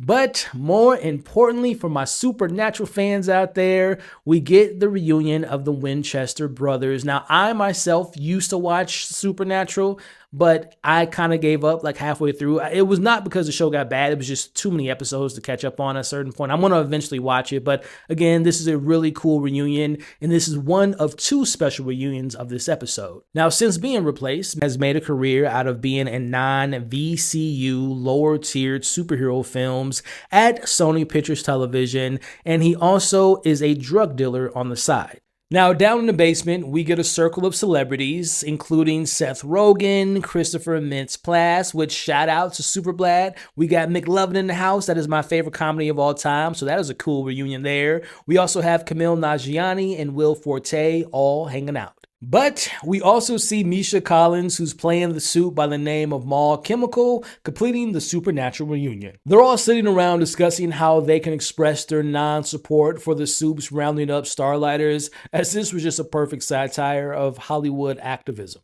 But things get even weirder when Homelander and Soulja Boy enter into Vought history room, and he has shelves of boxes of baby oil stacked up, and this, my friends, is obviously a reference to Puff Daddy. Now, this is a quick moment, but we see Soulja Boy sees a picture of Stormfront and he admires it, and yet again, this is clearly hinting at a romantic history between them for the third week in a row, setting up Vought Rising prequel series. Now, Homelander is getting impatient as Mr. Manhattan tells them that Bombsight has the V1 and he invited him over and he'll be arriving soon. Now, eventually, Homelander gets tired of waiting around with people who make fun of him behind his back and being around celebrities that support Starlight, as he lets them know that it'll be soon enough that they're going to regret the memes that they shared about him online. As Homelander leaves, Mal Chemical and Manhattan give a look at each other about like the secret plan, as Chemical breathes gas on Homelander's face, knocking him out. Now, they try to convince Soulja Boy to help in killing Homelander by removing his powers. But in a very shocking moment, we see Soulja Boy tells them that nobody can screw with his son but him, as he kills Mal Chemical by snapping his neck, and Mr. Manhattan chases after him and runs through Will Forte, Craig Robinson, and the rest of the celebrities. Now, the best death of them all was easily Seth Rogen. Seeing Seth Rogen getting split in half on a show that he produces was just peak meta comedy. But it gets even better when we see Soulja Boy using that P. Diddy baby oil as Manhattan slips on it and Soulja Boy breaks both of his legs. Manhattan doesn't know where Bombsight is, but confirms that he does have the last of the V1 as Homelander comes in and crushes his head. Homelander wonders why Soulja Boy didn't kill him, as he responds by saying screw them, but secretly I think he's saying he actually cares about his son. He also admits sleeping with Firecracker, which is very important for the end, but their time with sleeping together has come to an end because the pillow talk was horrible. As father and son are apparently now officially on the same page. This was easily the best in my favorite segment and POV of this episode. The Edgar Stan scene was great. The cameos worked. The comedy really worked for me in this scene. We got the Supernatural reunion. We got the Superbad reunion. And the gore in this segment was a lot of fun. Now, as far as the story goes, Soulja Boy saved his son because his son didn't kill him in last week's episode when he had the chance to do so, and that clearly meant something to him. But also, Soulja Boy can see that despite their differences, they have a lot in common in the sense that they have people surrounding them that want them dead. Soulja Boy clearly had issues with his father and his brother that was mentioned last week, so he sees Homelander as an opportunity to connect with someone in his family. By the way, the Stormfront and Vought Rising moments throughout this season continues to be pointing towards a big reveal. Right now, it seems like they are leaning towards the possibility that Stormfront may be still alive, but also that he might be Homelander's mother. Now, we end this episode with Firecracker entering her room to find Homelander waiting for her. He confronts her about sleeping with his father, which he personally didn't care about, but it was the pillow talk she had with him that pisses him off because she shared her doubts in Homelander being her god. Homelander spares her life at first by telling her to pack up her things and leave, but we see Firecracker begging and pleading with Homelander about how she gave up everything for him and believed in him with all of her soul. She confesses her love to him and how she felt blessed when she was breastfeeding him. Now, she almost won him back and won his trust back, but again, it goes back to her miswording. Like she had did at the start of this episode by mistakenly calling him a prophet, she yet again messes up by saying that everyone needs love, even God, as he pushes her head against her very own American Eagle statue, killing Firecracker. A very poetic death for the American-loving firecracker and how she died by an American eagle at the hands of the man she forced herself to believe was her one true God. But look where that got her. Kick things off with a legendary return, quite literally. After being MIA since season 3, old Hollywood sex addict Legend is finally back. But not quite as we remember, as he's now working at a VMC movie theater under the fake name Chet. Legend is caught by surprise by MM, who isn't here for a matinee. Instead, he's on a mission as the boys are desperate to track down Bombsite. And who better not to eggs than Legend, because let's not forget he ran VOT's hero department for decades, knowing all the dirty secrets and secret identities. As they head into a screening room, this is where the episode to me had the funniest joke, the most meta moment of the episode for me, as it's here we get the parody of the Nicole Kidman AMC ad, completed with the dramatic lighting, the inspirational voiceover, the free popcorn buckets, but this time around it's the VMC version with Firecracker instead of Nicole Kidman. Now back to the serious stuff though. Legend hesitates to give MM any information after their last encounter, but he changes his mind after learning that Homelander knows about the V1 and he's actively looking for it. My point is, I'm full of shit sandwich. Thank you very much. But if that wasn't enough, MM in a true Butcher-esque fashion ups the ante by threatening to cut off Legend's balls as he eventually agrees to help. Meanwhile at VOT, Sister Sage is running point on the 35th V1 recreation trial with Homelander supervision. Now unfortunately the current test subject dies in a very painful way, and this being another brutal reminder of VOT's and Homelander's disregard of human life. Now the Deep arrives and he learns of Firecracker's recent death being a result of her not being a full believer in Homelander, which continues his trend towards paranoia and how quickly he's weeding out anyone he perceives as disloyal. Homelander and Sage tasked the Deep with handling a pipeline oil situation in Alaska, this being a clear loyalty test for Deep because of his connections to the sea and of course its fishes. You know, it's just the fish, they don't love pipelines. In fact, they kind of hate them. Thought you were on the boat. So what's more important, Homelander or some fruit bar? Homelander, of course. The Deep agrees, of course, because he's always desperate for Homelander's approval, always willing to do anything to stay in his good graces. Now, based on her revealed plans to Ashley in the previous episode, we can clearly see that Sage is practically sabotaging these V1 trials. Now, honestly, I think deep down, Homelander has to have some sense that Sage can't truly be trusted, especially after some of the things she did last season, but I believe his hubris can't allow him to believe that someone would dare challenge him, but as we'll discuss later, he was wrong. Now sticking with Sage for a bit, her master plan takes another leap forward in a secret meeting with Ashley. Now as we saw last week, Sage presented Ashley with her apocalypse plan, which we learn here that drunk Ashley agreed. But it's a new day, and Ashley is clear-minded and she lets Sage know that she's unwilling to mind read Soldier Boy, but Ashley continuing to refuse Sage is like a fly refusing a spider. Sage had a backup plan for this exact situation because as she says throughout this episode, everyone's predictable as she knocks out regular Ashley and has Tumor Ashley do the actual job. Now, after a brief meeting with Soldier Boy, the tumor version of Ashley reads his mind and lets Sage know that they do have a lead. Him and Homelander have a lead on the V1, and they're also well aware of Bombsite having the last of it.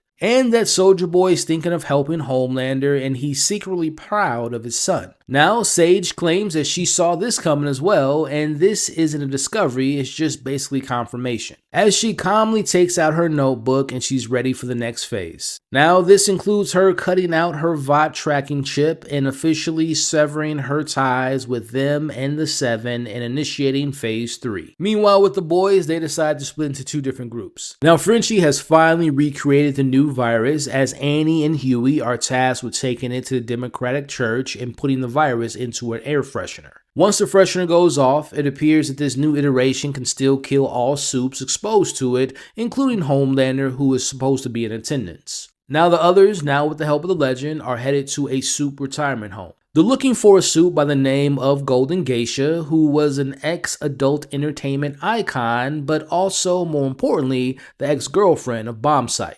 As we know, they need his location, and she's their only lead. Now, things at the retirement home go south pretty fast, as Golden Geisha isn't willing to talk to them. Now outside, Butcher and MM decide to go with another option, which is a nighttime kidnapping. But this causes a rift, as a legend who has a history with Geisha is disgusted by their plan. Now, what's even more upsetting for the Legend is seeing how MM is agreeing with Butcher and his methods. Legend is realizing that MM is basically becoming the very thing he used to fight against as he bails on the boys. It's now nighttime and the boys almost fail to take out Golden Geisha twice. First, they accidentally wake her up as she puts her shields up, but luckily MM has already spiked her IV with a sedative, knocking her out. But as they're wheeling her out, they get cornered by the geriatric soups. We got a guy using his saggy balls as a weapon. We have a soup named Hot Flash with literal flame hands.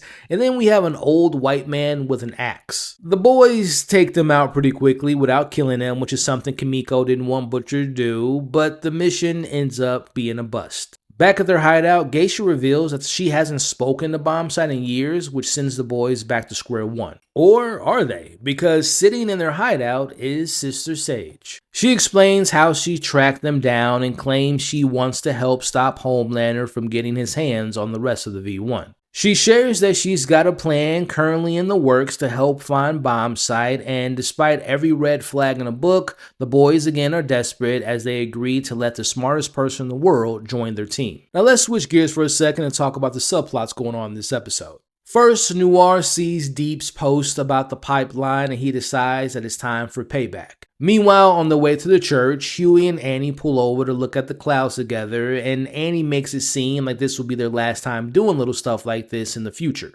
The discussion about Huey's hopeful optimism comes up as this whole scene plays into a larger part that ties into what's going on with Kimiko and Frenchie, which we'll discuss a little bit later. Hearing my dad's voice in my head.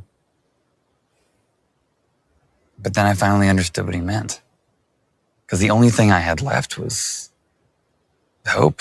Now, before moving on, we talked about this in some previous breakdowns, but it's pretty obvious at this point that the show's going to either go two routes when it comes to Annie and Huey. Option one is Annie dies, which honestly I don't see that happening, and if she were to die, it will be because she's protecting Huey, or, which I think will be the actual option, they're both going to live happily ever after. And when it comes to Huey, I said this a couple weeks ago, I don't see him dying, nor do I see both of them dying by the end. So again, I think the show is making it a little bit too obvious that both of these characters will most likely end up living. Now later that night, now at the church, Annie and Huey find out that Firecracker died, and Annie actually feels bad for her. You'd think I'd feel relieved, but I just feel sad. I mean, she's a human being. Maybe that's why Homelander killed her.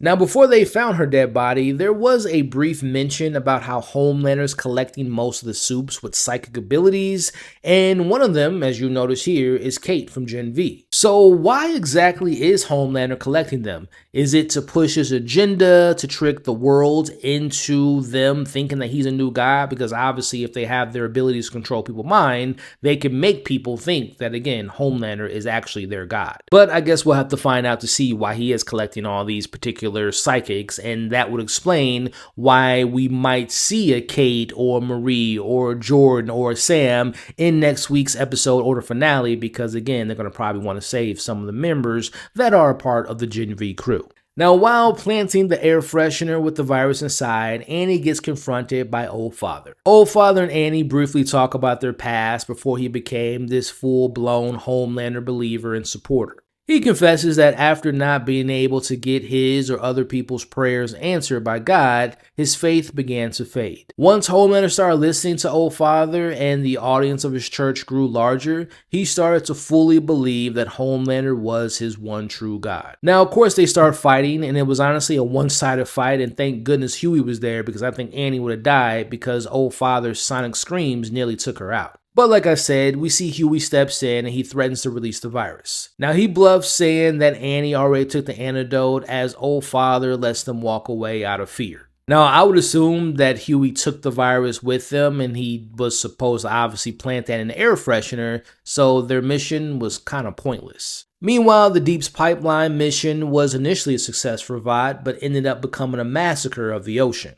After a pipeline incident, billions of fishes were killed, and because the Deep can talk to them, he knows they died knowing that he betrayed them, as his connection to the sea seems to be shattered. But it gets worse as Deep finds out that Black Noir 2 was actually the one who sabotaged the pipeline, and he was the one that was responsible for killing all those fish, as this was his revenge for what the Deep did to killing Adam in last week's episode. The Deep finally snaps as he strangles Noir and stabs him through the throat with his own knife, making this the second time Noir has died at the hands of a member of the Seven.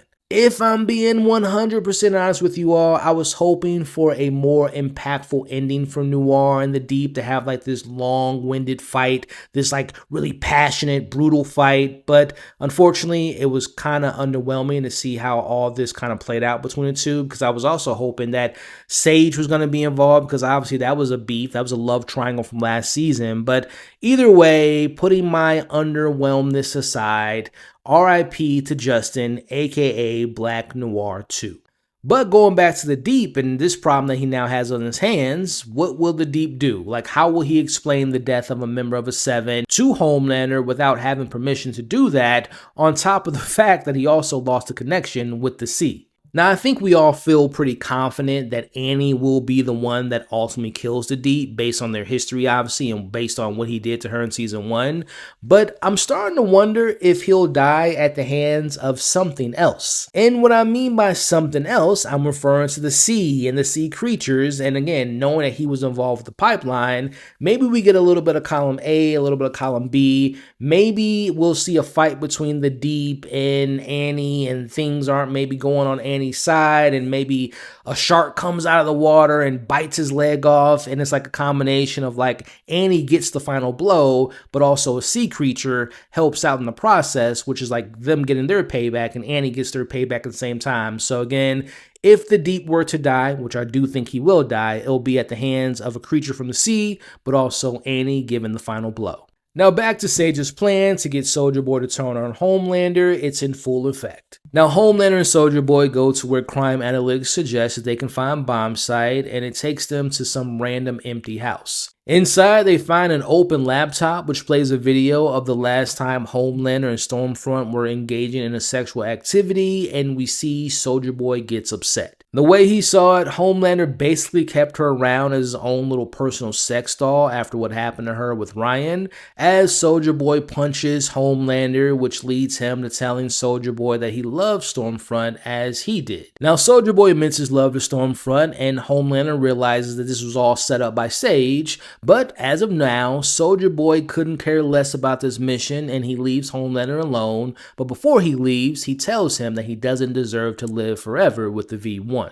We'll talk about this later, but my goodness, the payoff with Soldier Boy and Stormfront or Clara better be good in VOT Rising, because goddammit, that's all they've been talking about for the last 4 weeks. Again, we'll talk about this discussion a little bit later, but man, they are just hitting this nail over the head because they just keep bringing this up. Stormfront, Clara, and Soldier Boy and their love and their mystery love. It has become so annoying. Now, this leads Homelander to finding the Legend at the theater after learning his involvement with the boys earlier in the day. He wants him to tell him everything about him helping the boys. Now, after already telling Homelander everything that he did with helping the boys, the Legend takes Homelander to their hideout spot. Obviously, they're not there, but Homelander sees Sage has left him a Taco Bell receipt to taunt him, as he has a little mental breakdown about failing to fulfill his destiny given to him by his guardian angel. The Legend, witnessing Homelander having a mental breakdown, makes him think that his life is on the line. In what he probably thinks are his final moments, he gets pretty brutally honest with Homelander. He shares a profound truth, and honestly the core theme of this episode. That being the continuous cycle, the inevitability of all soups accepting that their time on top as number one eventually comes to an end. No matter who they are, even Homelander, Father Time is undefeated, death is inevitable, and it can't be avoided. Now, to illustrate his point, legend brings up Golden Geisha, a once shining star who, despite all her opportunities, is now been reduced to doing life alert commercials for Vought just to make ends meet. Now, ironically, Legend's honest, fearless speech and his sheer audacity to telling Homelander his truth and not fearing Homelander actually earns him his respect. As we've seen in the past, if Homelander can sense you're not afraid of him, he lets people go, and he does the same thing here as he lets Legend walk away. But the little tidbit about Goldie doing Vought Life Alert commercials, well, that sparked an idea in Homelander's mind as he quickly calls Crime Analytics, tasking them with tracking Goldie's Vought Life Alert necklace to find her current location, which by extension, he'll also find the boys. Meanwhile, back with the boys and Sage, we see Kimiko reveals how much of a fan she is of Geisha and how she doesn't want to hurt her. It's here that Geisha learns that the boys are actually looking for V1, which you think they would have brought that up earlier in the day, but she finds out that they're looking for the V1. She's so relieved because she doesn't want the V1, as she explains why her and Bombsight actually broke up. He wanted them to take the V1 together and he wanted to live with her forever. But Geisha refused.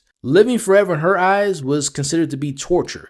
Yes, they would live forever, but everyone they ever knew, everyone they ever loved, besides obviously them two, would eventually die, leaving them alone in this endless existence. Her tragic love story hits home for Kimiko as she confesses to Frenchie that she and Annie had a very similar discussion. They both agree that if they got their hands on the V1, that they wouldn't take it. They don't want to live forever watching Frenchie and Huey grow old and eventually dying. This moment explains Annie's earlier emotional scene with Huey, looking at the clouds, cherishing these small moments because she's aware that one day that this could be the last time they do that, especially with the looming threat of the virus. Again, another example of the episode's main theme of touching on the idea of accepting death. Now, on the other side of the room, we have this conversation between MM and Sage talking about how they're both handling being a part of mass murder. Now, while Sage seems cold and calculating about what her plans are about going to her bunker and having this apocalypse go down, there's this flicker of doubt and a moral struggle going on with MM throughout this episode, and especially in this scene here,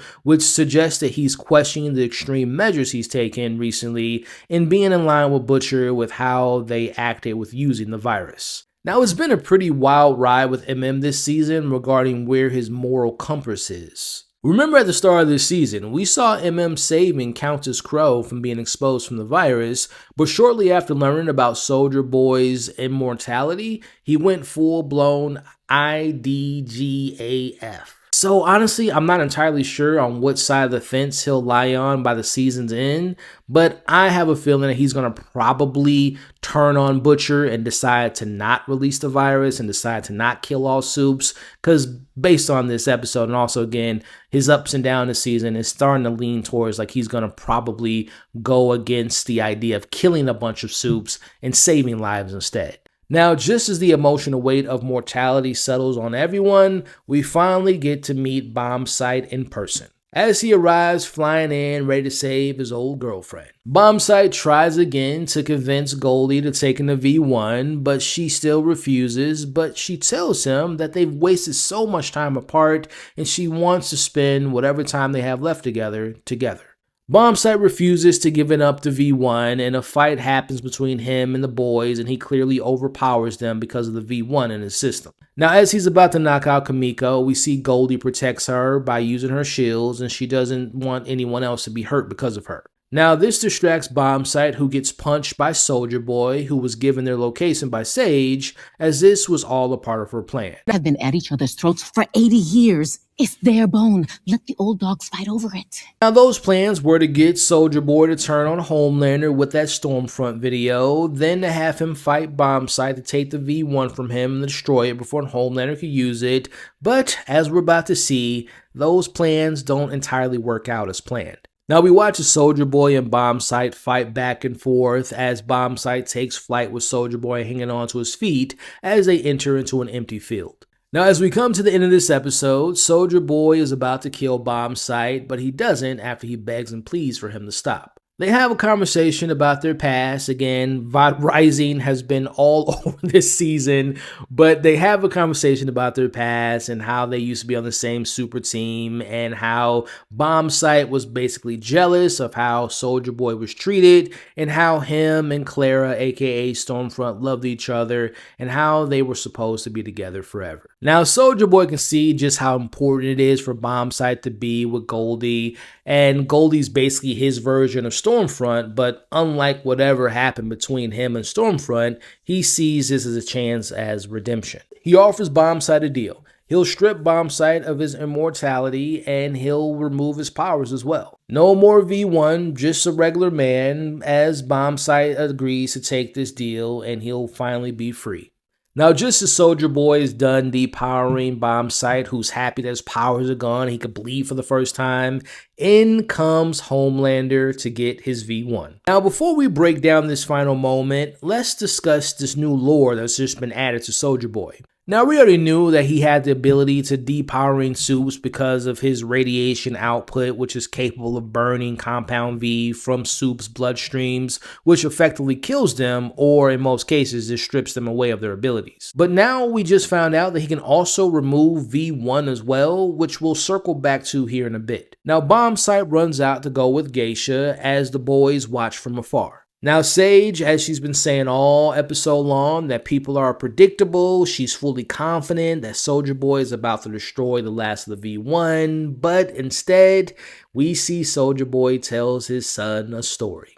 He talks about how Stormfront would always tell him that he was the best of them and how important he was to the future of Supes, but he admits that she was wrong. He says that Stormfront hadn't met Homelander yet, and he hands him the V1, shocking the boys as well as Sage. Soulja Boy says that Stormfront would have wanted this for Homelander, as we watch Homelander burns a hole in his own arm and takes the V1 and lets out a laser blast into the sky after feeling the effects of the V1 as Butcher tells the boys to run. We open with the rehearsal of Old Father with the choir, who are dissing Jesus about how he doesn't compare to Homelander. Old Father isn't happy with how things are going so far, as it seems that he's obsessed with perfection, terrified that if the performance isn't godly enough, the God he serves, Homelander now, will do him like he did Firecracker. This opening scene sets the tone for this episode, showing that this isn't a religion, it's more of like a hostage situation. Now cut to Homelander awaiting in the Oval Office as his feet's up on the desk as the VP Ashley and President Calhoun walk in, practically shaking, ready to take orders from Homelander. Now Homelander begins with this laundry list of things that he wants him to do, starting off with the Democratic Church of America being the official national religion. Next, he wants troops in every single city that supported Starlight. He also mentions he wants abortion to be banned. And lastly, Homelander wants breastfeeding to be mandatory and nut milk will be banned as well. Now, President Calhoun mentions how he'll have to run all these things by Congress first, which leads Homelander's next request to being to disband Congress entirely because it's better for freedom. Now, Calhoun lets Homelander know that he doesn't have that type of authority to disband Congress,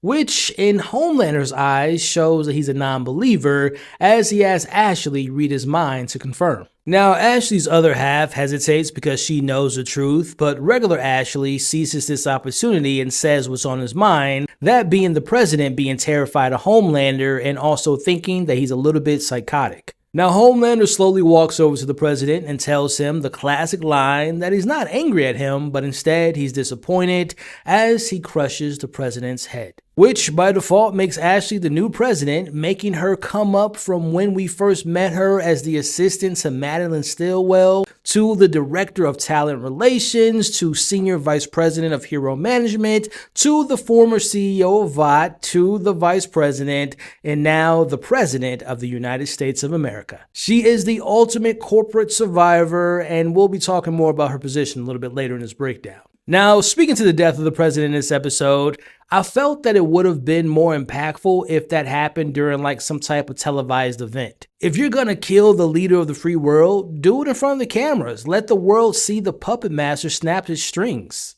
Instead, it felt kind of like behind the doors for this new version of Homelander who's supposed to be almighty. Now, I'm sure that Vought's gonna find a way to cover this up and blame the whole thing on Annie, but it just felt like a missed opportunity to really heighten the stakes and tension of this episode. But as we'll discuss later, maybe Ashley will reveal what actually happened in the finale. Now, we need to talk about the elephant in the room, and that being the appearance of Gen V in this episode. After weeks of waiting for Marie and the others to show up, we finally get a scene with them and MM and Annie, and honestly, I thought it was a disaster.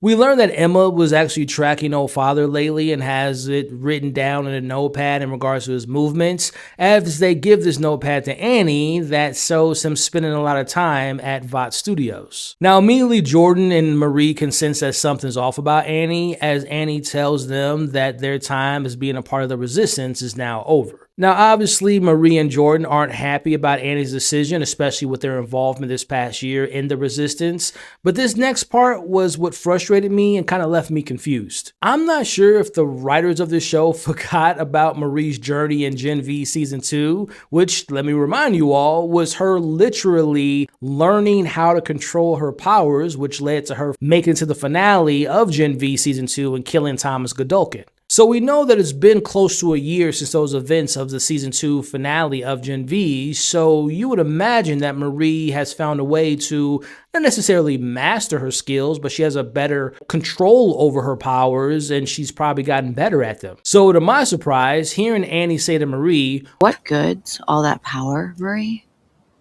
if you can't control it?" And I'm looking at the screen like, what in the actual hell is she talking about? To have Annie, who's spiraling out of control in this episode, act like Marie is still some amateur is a massive continuity failure in my eyes. It felt like this scene was either written before the Gen V Season 2 finale, or the writers just simply forgot and didn't communicate with one another. It makes Annie look condescending and makes Marie look like she hasn't had any character growth since the finale of Season 2, which is crazy in my eyes. Look, I get it. Yes, Marie isn't a master at her powers, but to say that she doesn't have control to me was just total BS. And look, I also know that Annie is definitely in a different mindset after Homelander got the V1 in last week's episode, and she isn't living up to the hero that Marie thought that she was, but this interaction just felt like a misstep on like a productional level as far as the storytelling goes, and it felt out of place for all the characters involved as Jordan and Marie ultimately head off. We'll see a little bit more Marie and Jordan later in this episode, but the build up to the Gen V crew crossing over into the boys universe, especially starting with last year's season, and of course now so far this season, to me has just been a complete misfire and has felt so disconnected. It worked to me for the boys crossing over into the Gen V world, but it hasn't worked on the other way in my opinion. Now back with the rest of the boys, Huey overhears Kimiko screaming in agony as he finds Frenchie and Butcher testing uranium on her. Now this is Plan B, the new plan to defeating the newly immortal Homelander. Butcher remembered the effects that the uranium had on Homelander back in episode 4, which sparked this crazy idea. Weaponizing Soldier Boy's extreme radiation levels, the stuff that can depower soups and even remove V1 from their bloodstream and give Kimiko those same abilities. Now, everyone knows that it took the Russians years to perfect this on Soldier Boy, but Butcher believes that they can speed things up because they've got the world's smartest person in Sage on their side now. Now, as always, half of the boys are against this idea, thinking this is another one of Butcher's reckless gambles, but then Kimiko, through her pain, clarifies that this was her idea. Homelander being all-powerful was the worst-case scenario, and that happened, so she's now willing to do whatever it takes. Annie shows Butcher Marie's notes on Old Father's movements as they set their sights on this week's new target. They need Old Father for intel on Homelander. But it's here in the middle of the desperate plotting that our normally hopeful and optimistic Huey finally breaks. No. Quit acting like we're going on a milk run. It's over. We lost. But it is here we get a fun callback from Butcher as he brings back his iconic Spice Girl pep speech from season 1. As he did in the past, he compares the boys to the Spice Girls, saying that Posh Spice was maybe the worst of the crew, but she never gave up and ended up being the most popular. The point obviously being to never giving up. Meanwhile, over at Vought, we find the Deep apologizing to Homelander after he killed Black Noir 2 in last week's episode. Now, surprisingly, Homelander isn't upset because he tells the Deep that the 7 is no more. Let's be honest, there hasn't been 7 members of the 7 in quite some time. It's a bit of a running joke. Now, the Deep is in full panic mode and offers to continue the 7 and to actually lead them, begging Homelander to keep this last shred of relevance alive. It's all he has, but Homelander wishes him the best and strolls off. This scene is another example of how Homelander treats loyalty. He disregards people that he considers less than him and they are no longer useful to him. Years of devotion, all for nothing. Another character left in the dry by Homelander.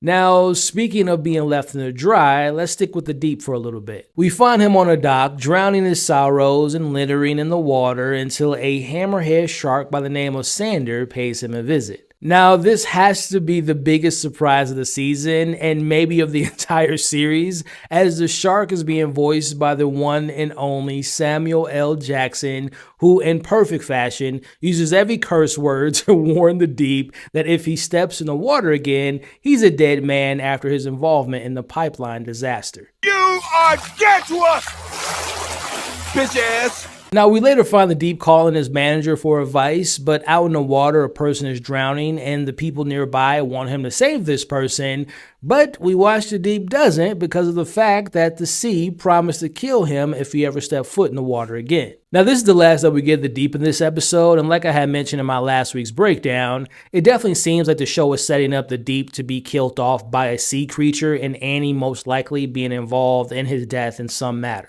Now let's switch gears and talk about the other subplots going on in this week's episode. Back with Frenchie, he tries to get Sage's help on making Kimiko like Soldier Boy, but she's too busy preparing to lobotomize herself after her miscalculations with Homelander and Soldier Boy in last week's episode. Now Sage blames Love for what happened last week, and she doesn't believe in love anymore, especially after her personal breakup with Thomas Godokin in Gen V Season 2, but also again says that Love was the reason behind her miscalculating her prediction in People, and if she can't predict people, she feels like she's useless. Now, Frenchie tries to give her a little bit of a pep talk, but is useless as she proceeds to lobotomizing herself. Now, on the complete opposite side of being down on themselves, we find our new Madam President Ashley awaiting her big announcement. She's actually kind of proud of having the former president killed, and she wants to enjoy this moment. But her other half won't let her. It wants her to snap back in reality about what she just did. This to me has been an interesting inner conflict to watch throughout this season, as we see the regular Ashley is seamlessly happy to have survived and clawed her way to the top,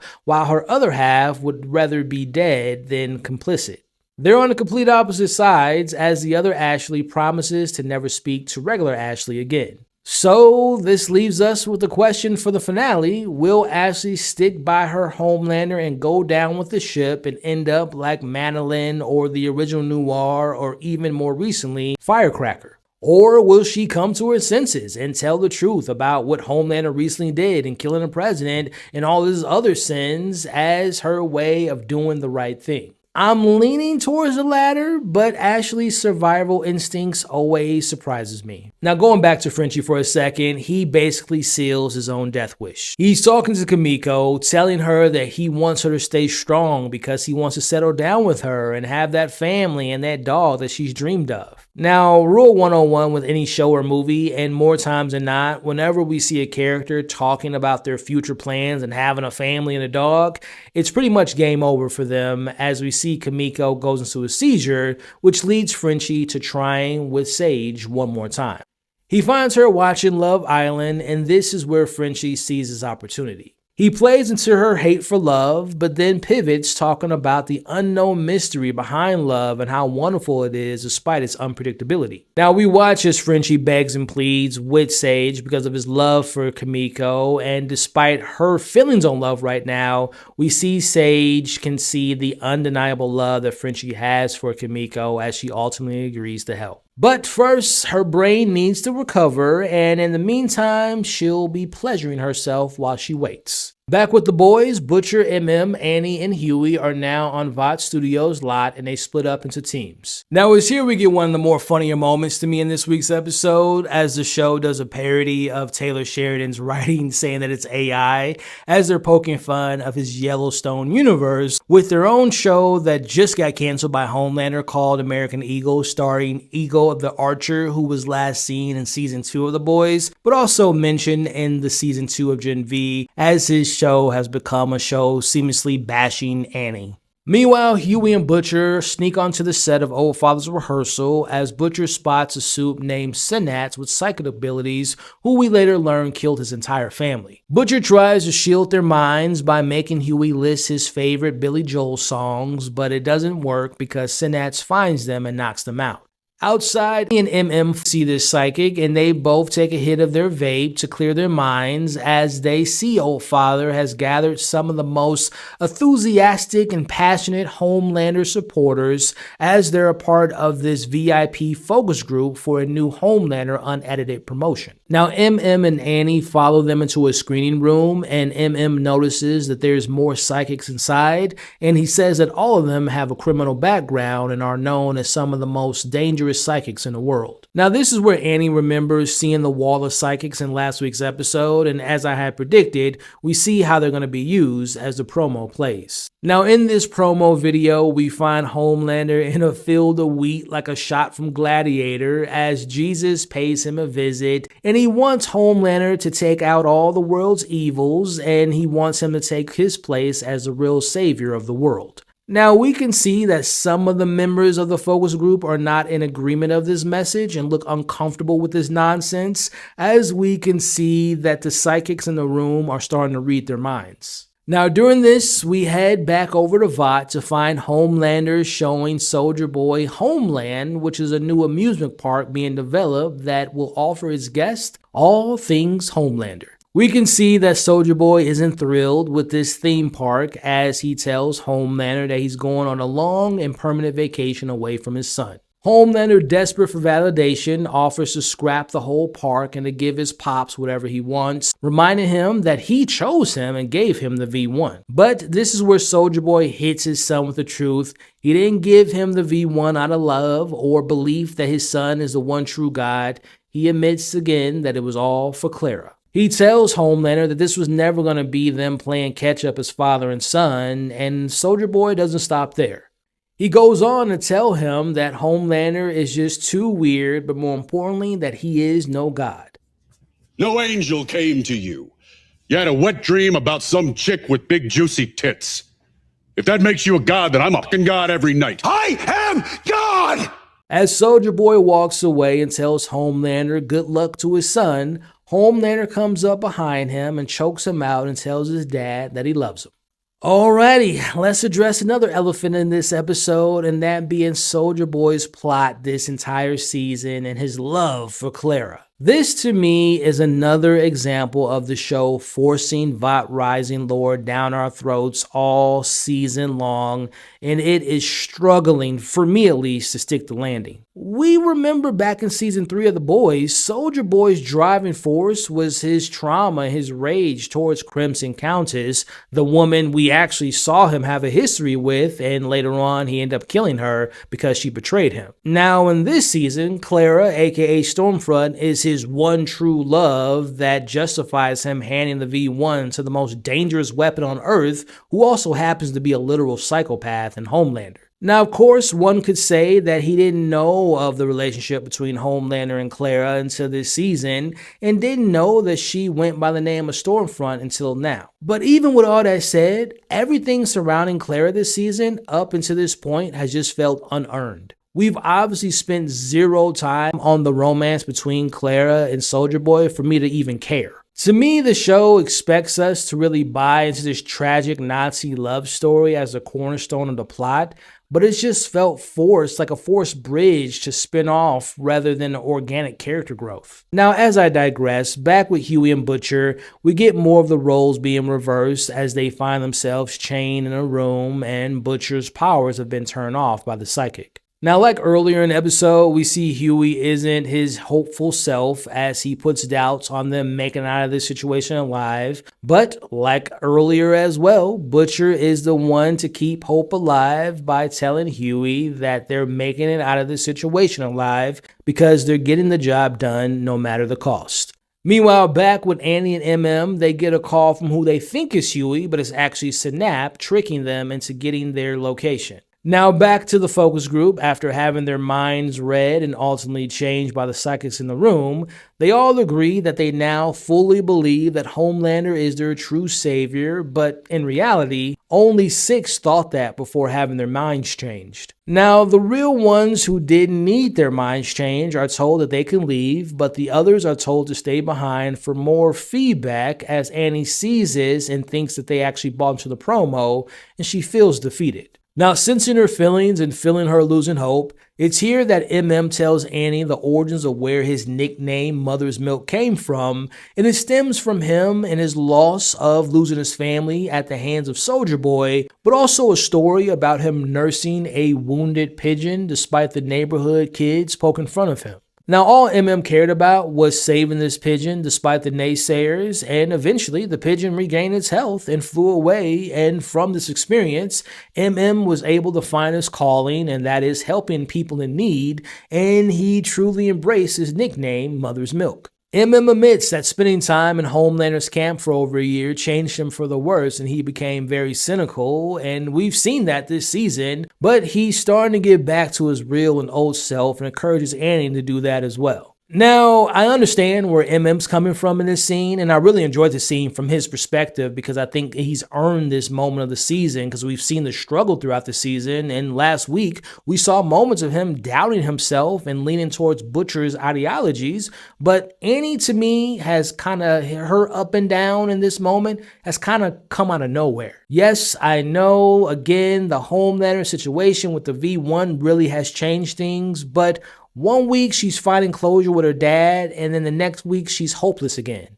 It feels like the writers are just throwing darts at the board with her character's arc, and it's just been frustrating to watch. But speaking of frustration, it is here that the show just can't help itself. Like I said, I thought the scene with MM and his delivery and his trauma, his hope, really worked for me, but then the writers do this thing where they just can't take themselves seriously. They have She-Lion come in, she's licking herself, and Dog Knot starts sniffing her ass, and she sniffs his ass, and they're sniffing each other. It's, again, I understand. 5 seasons in, this is the show. The crude humor, the random stuff, the diabolical, weird stuff with ass and butts and dicks and all that stuff. Look, it sometimes works, but sometimes I just want scenes to breathe. I want to enjoy and live in the emotional moments without it being followed by some nonsense. Again, it just feels like sometimes the writers are like allergic to taking themselves seriously for more than 5 minutes. And it sometimes feels like they're undermining the scenes and undermining the seriousness of the characters by reverting to these low-hanging fruit jokes.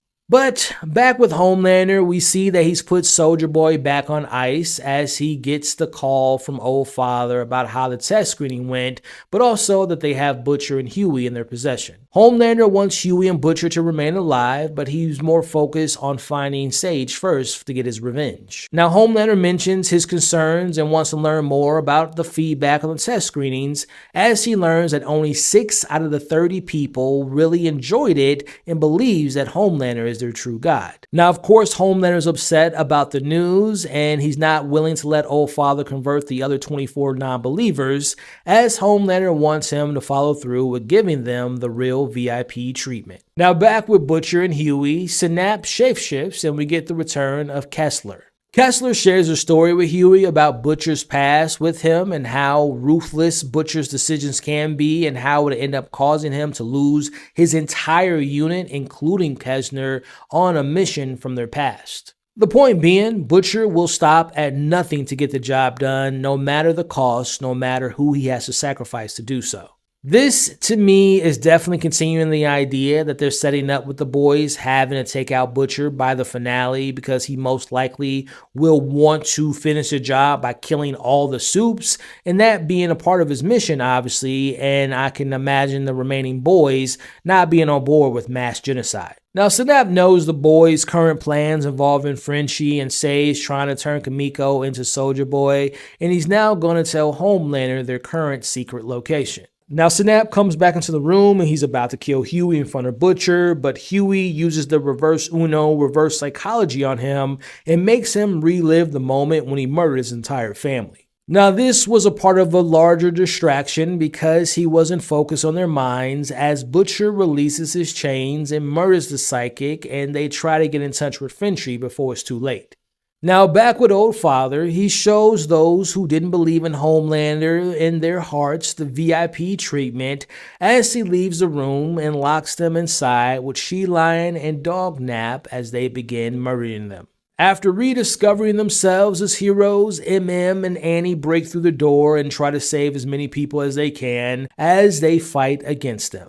Now, MM ultimately appears to have killed She Lion as Annie gets her rematch against Dog Knot and appears to also kill him as they help the people escape. We later on see Annie and MM taking the people to Marie and Jordan to safety and protection, and I would assume that we're going to see more of them in next week's finale. Now, as we come to an end, the real emotional gut punch of this episode hits. Back with Frenchie, Sage, and Kimiko, they are on their final attempt to giving Kimiko Soldier Boy's radiation ability. As this is happening, unfortunately, Homelander has their location and he's about 3 minutes away. Now, we watched them run the last test, but we're left wondering did it actually work. But with Homelander almost there, Frenchie makes the ultimate sacrifice play. He hides Kimiko and Sage in a hidden space undetectable as he distracts Homelander. Homelander arrives and uses his X-ray vision as Frenchie can see that he's getting closer to Kimiko as he purposefully makes a noise to get his attention. Now, it's here that we see Frenchie and Homelander sharing their first solo scene together. At least this is the only scene I can remember them being by themselves, as Frenchie gives him the finger, and similar to A-Train, he's going out with pride and with his head held high as he tells Homelander that they have successfully recreated Soldier Boy's abilities and they're coming for Homelander next. Frenchie opens the uranium, exposing them both as he tells Homelander that he bet he's never had a good dance in his entire life. We watch as Homelander ultimately flies off as Kimiko finds Frenchie bleeding out. We don't see what Homelander does to Frenchie, but I'm left to assume that he punched him in the gut, which ultimately we see leads to his death, as Frenchie is happy to see that Kimiko is safe and he thanks her for ultimately saving him from his old self throughout their time together.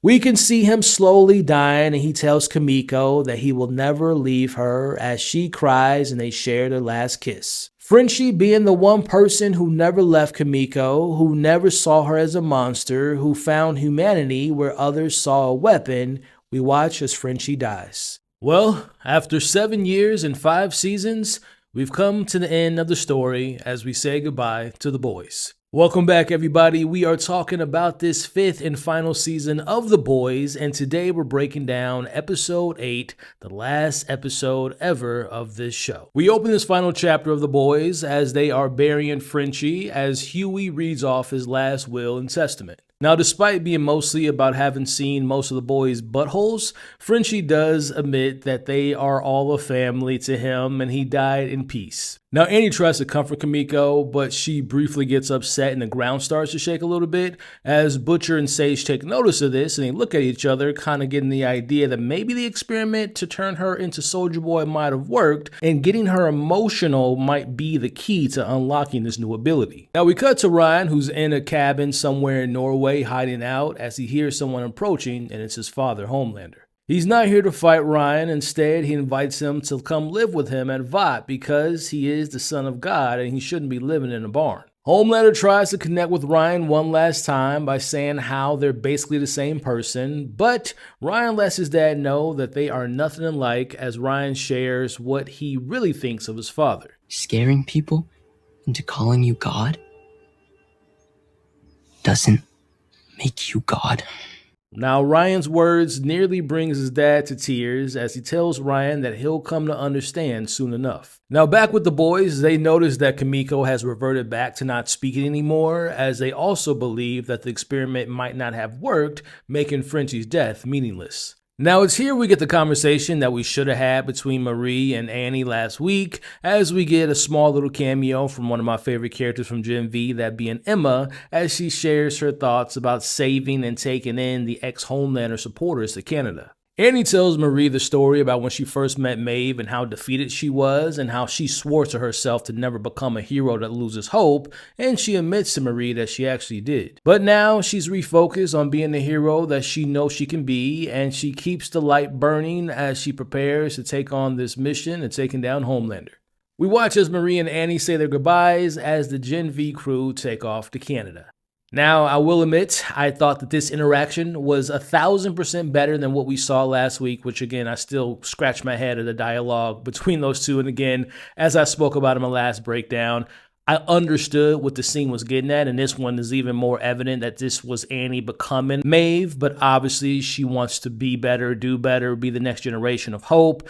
But again, overall, even though this is the last time we're going to see Gen V in this episode, I thought this was a much better scene, and it doesn't hurt that, again, my favorite character from Gen V, Emma, was included. Now, I'll talk more about Gen V at the end of this video, but it is safe to assume that when we see them again, they will be on the road to Canada, but hey, maybe on their way there, take a little pit stop in Mexico. Now, back at the White House with Ashley and Old Father, Ashley can sense that maybe Old Father is on the fence about Homelander's literal God complex. As he goes to get something to drink for them, Ashley tries to get her other half to read his mind to see if she presses hard enough if she'll be able to turn him on Homelander, but the other Ashley keeps her promise and refuses to talk to her. As we watch, Ashley has to keep pretending to making sure that they do all they can do to making people believe in Homelander. Now, back with the boys, we see Sage try something different to get Kimiko upset by mentioning how she used Frenchie, and it actually works. Kimiko lets out the same blast that Soulja Boy did in removing the powers of Supes, and her first victim is Sage, who is extremely happy to have her smartest person in the world abilities removed. But, if you ask me, those powers have been missing this entire season. It's now nighttime when the boys make their plan to break into the White House using the underground tunnels for one last go as Sage leaves to Orlando to visit Harry Potter World, leaving her character alive to making a future appearance and possibly a spinoff. Wands up, bitches. Sage out. Now, since we're already talking about Sage, let me just share my 2 cents on her. I thought the character was wasted this season. The title of the smartest person did not feel like that at all. And sure, she might pop up in the future, even though she doesn't have her powers. But again, I just felt like the idea of the world's smartest person was hugely underwritten and underserved this season. Meanwhile, back with Homelander, he meets with a parody version of Elon Musk as this billionaire is talking to Old Father, and he lets him know that Homelander is going to need these type of people to help build his church. Now, the Deep interrupts, and he wants to be a crusader for Homelander, and as he and Old Father are talking, Homelander actually takes the billionaire off to space, and he lets Old Father know that he doesn't need anyone, including the Deep. Homelander lets the Deep know that he's never respected him, which is a no-brainer, and only kept him alive this whole time in hopes that he'll finally realize that he was worthless. As Homelander sets his plan in motion, that being to eliminating any non-believer and throwing them in his holy fire. Now, back with the boys, before heading into the tunnels, Huey reminds Kimiko that she isn't a weapon, as it is now time for Homelander to share his message to the people. We see him on live television sharing the message that he received from the angel as their new savior. To be the second coming. But in a way, really, I'm the first coming. Now, down in the tunnels with the boys, we see them walking right into a trap as these sonic sounds come out of the speakers and the shots coming down at them as Annie and Kimiko protect Huey and MM. Meanwhile, after years of going back and forth between leaving Vought and supporting Homelander, Ashley finally makes the turn for the good as she rushes down to the tunnels to save the boys and with the help of her other half to find them. Now Ashley finds them and tells them where they can find Homelander, as Ashley's other half tells her how proud of her she is as they run off. Now upstairs, the boys find the Deep crying as he sees them arriving as a test and an opportunity to finally kill Annie as they begin to fight. Meanwhile, Old Father bursts through the doors and only wants Kimiko and Butcher, but sticking to the mission, Huey has the others go after Homelander as him and MM distract Old Father as Huey pretends to talk like Butcher. Now, Old Father ends up cornering MM and Huey, and as he's about to let out a blast, we see MM puts one of Ashley's sex toys in his mouth, causing his head to explode. Which, I'm not gonna lie, kind of reminded me of Doctor Strange Multiverse of Madness when Black Bolt died at the hands of Wanda. Now, back with Annie in the Deep, she tries to talk some sense in him, but he literally is too deep into himself.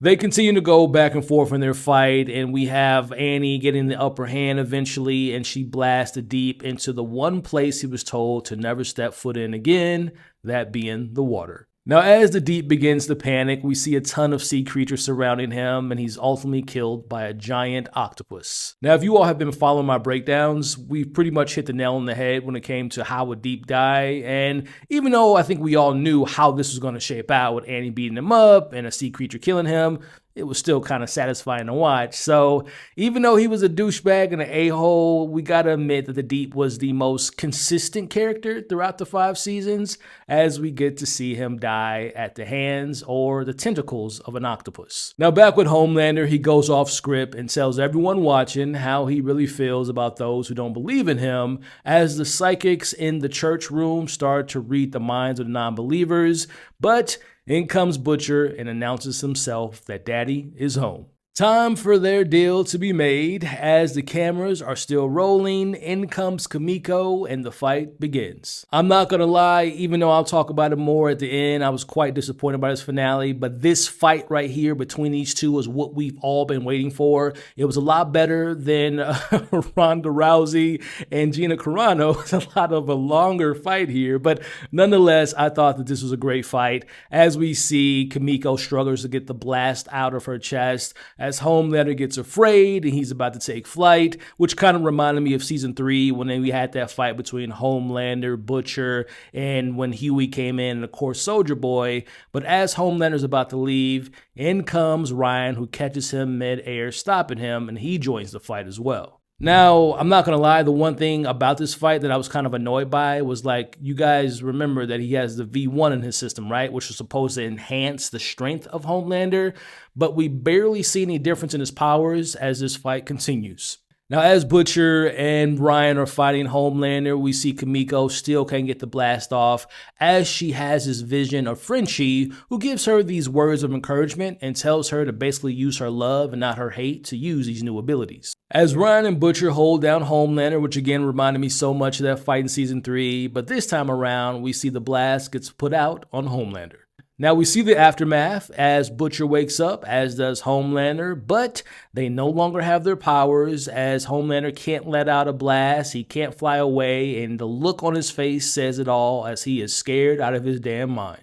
Again, both are powerless now, but Butcher shows Homelander that he doesn't need his powers to beat his ass. He beats the brakes off of Homelander. I'm talking about punch after punch after punch. As Homelander, I'm not gonna lie, it was kind of like upsetting to see Homelander get reduced to this, but at the same time, it was satisfying. But we see Homelander literally begging for his life. He's talking about handing over Vought to Butcher. He'll have a shapeshifter turn into Becca, and he even offers to suck you-know-what on Butcher, as we see that everyone at home is watching this on television. Now down to his final words, as Homelander says that he's the Homelander, as Butcher shoves the crowbar right into his skull and splits open his head, very similar, almost actually exactly like the comics, as he says that this was in honor of Becca, as he's finally killed Homelander. The boys now all in one room, as Ryan wakes up and realizes that he's lost his powers as well, but the most important thing right now is, for the first time since his birth,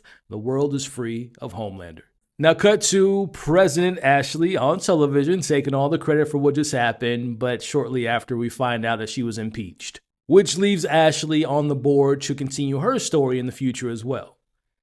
Now, back at the hideout, the boys celebrate. Kimiko's talking again, but we see Ryan is kind of upset after not only losing his powers, but also losing his dad. He's not necessarily crying over spoiled milk after losing his dad, but he is kind of confused. He's still a young man. He doesn't have any parents now, as Butcher offers to start over with Ryan, but he refuses as he chooses himself and he leaves. Now, unfortunately for Butcher, not only does he lose his powers, lose Ryan, but he also loses his dog Tara, who dies of old age. Tara being the last connection to love and humanity, we see Butcher takes out the remaining virus and prepares to finishing the initial promise to taking out all the soups. Now we see Stan Edgar on television as he makes his return as the temporary CEO of Vought and promises that things are going to be changing. Now Huey finds Tara and sees that Butcher's taken the last of the virus, and he chases after him, knowing exactly where he's headed. Now at Vought, Huey follows the blood trail to find Butcher looking out the window, very similar to what Homelander used to do, looking over the city. Butcher's already released the virus in a sprinkler system and plans to kill every soup in the building, and it will spread to the rest of the world in just a matter of a few days.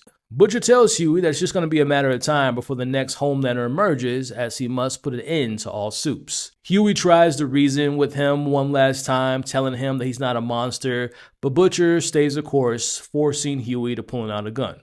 Now Butcher immediately knocks the gun out of his hand, and they have a hand-to-hand combat fight as we watch this fight between Big Brother and Little Brother. Huey gets some licks in, but ultimately he's overpowered by Butcher as we see him beating Huey down. Now, just as Butcher is about to release the virus, he looks at Huey one last time and he actually sees his little brother Lenny, as this distraction forces Huey to shooting Butcher. As Butcher slowly dies, he apologizes to Huey about everything he put them through throughout the years, as he leaves him with his final words before dying.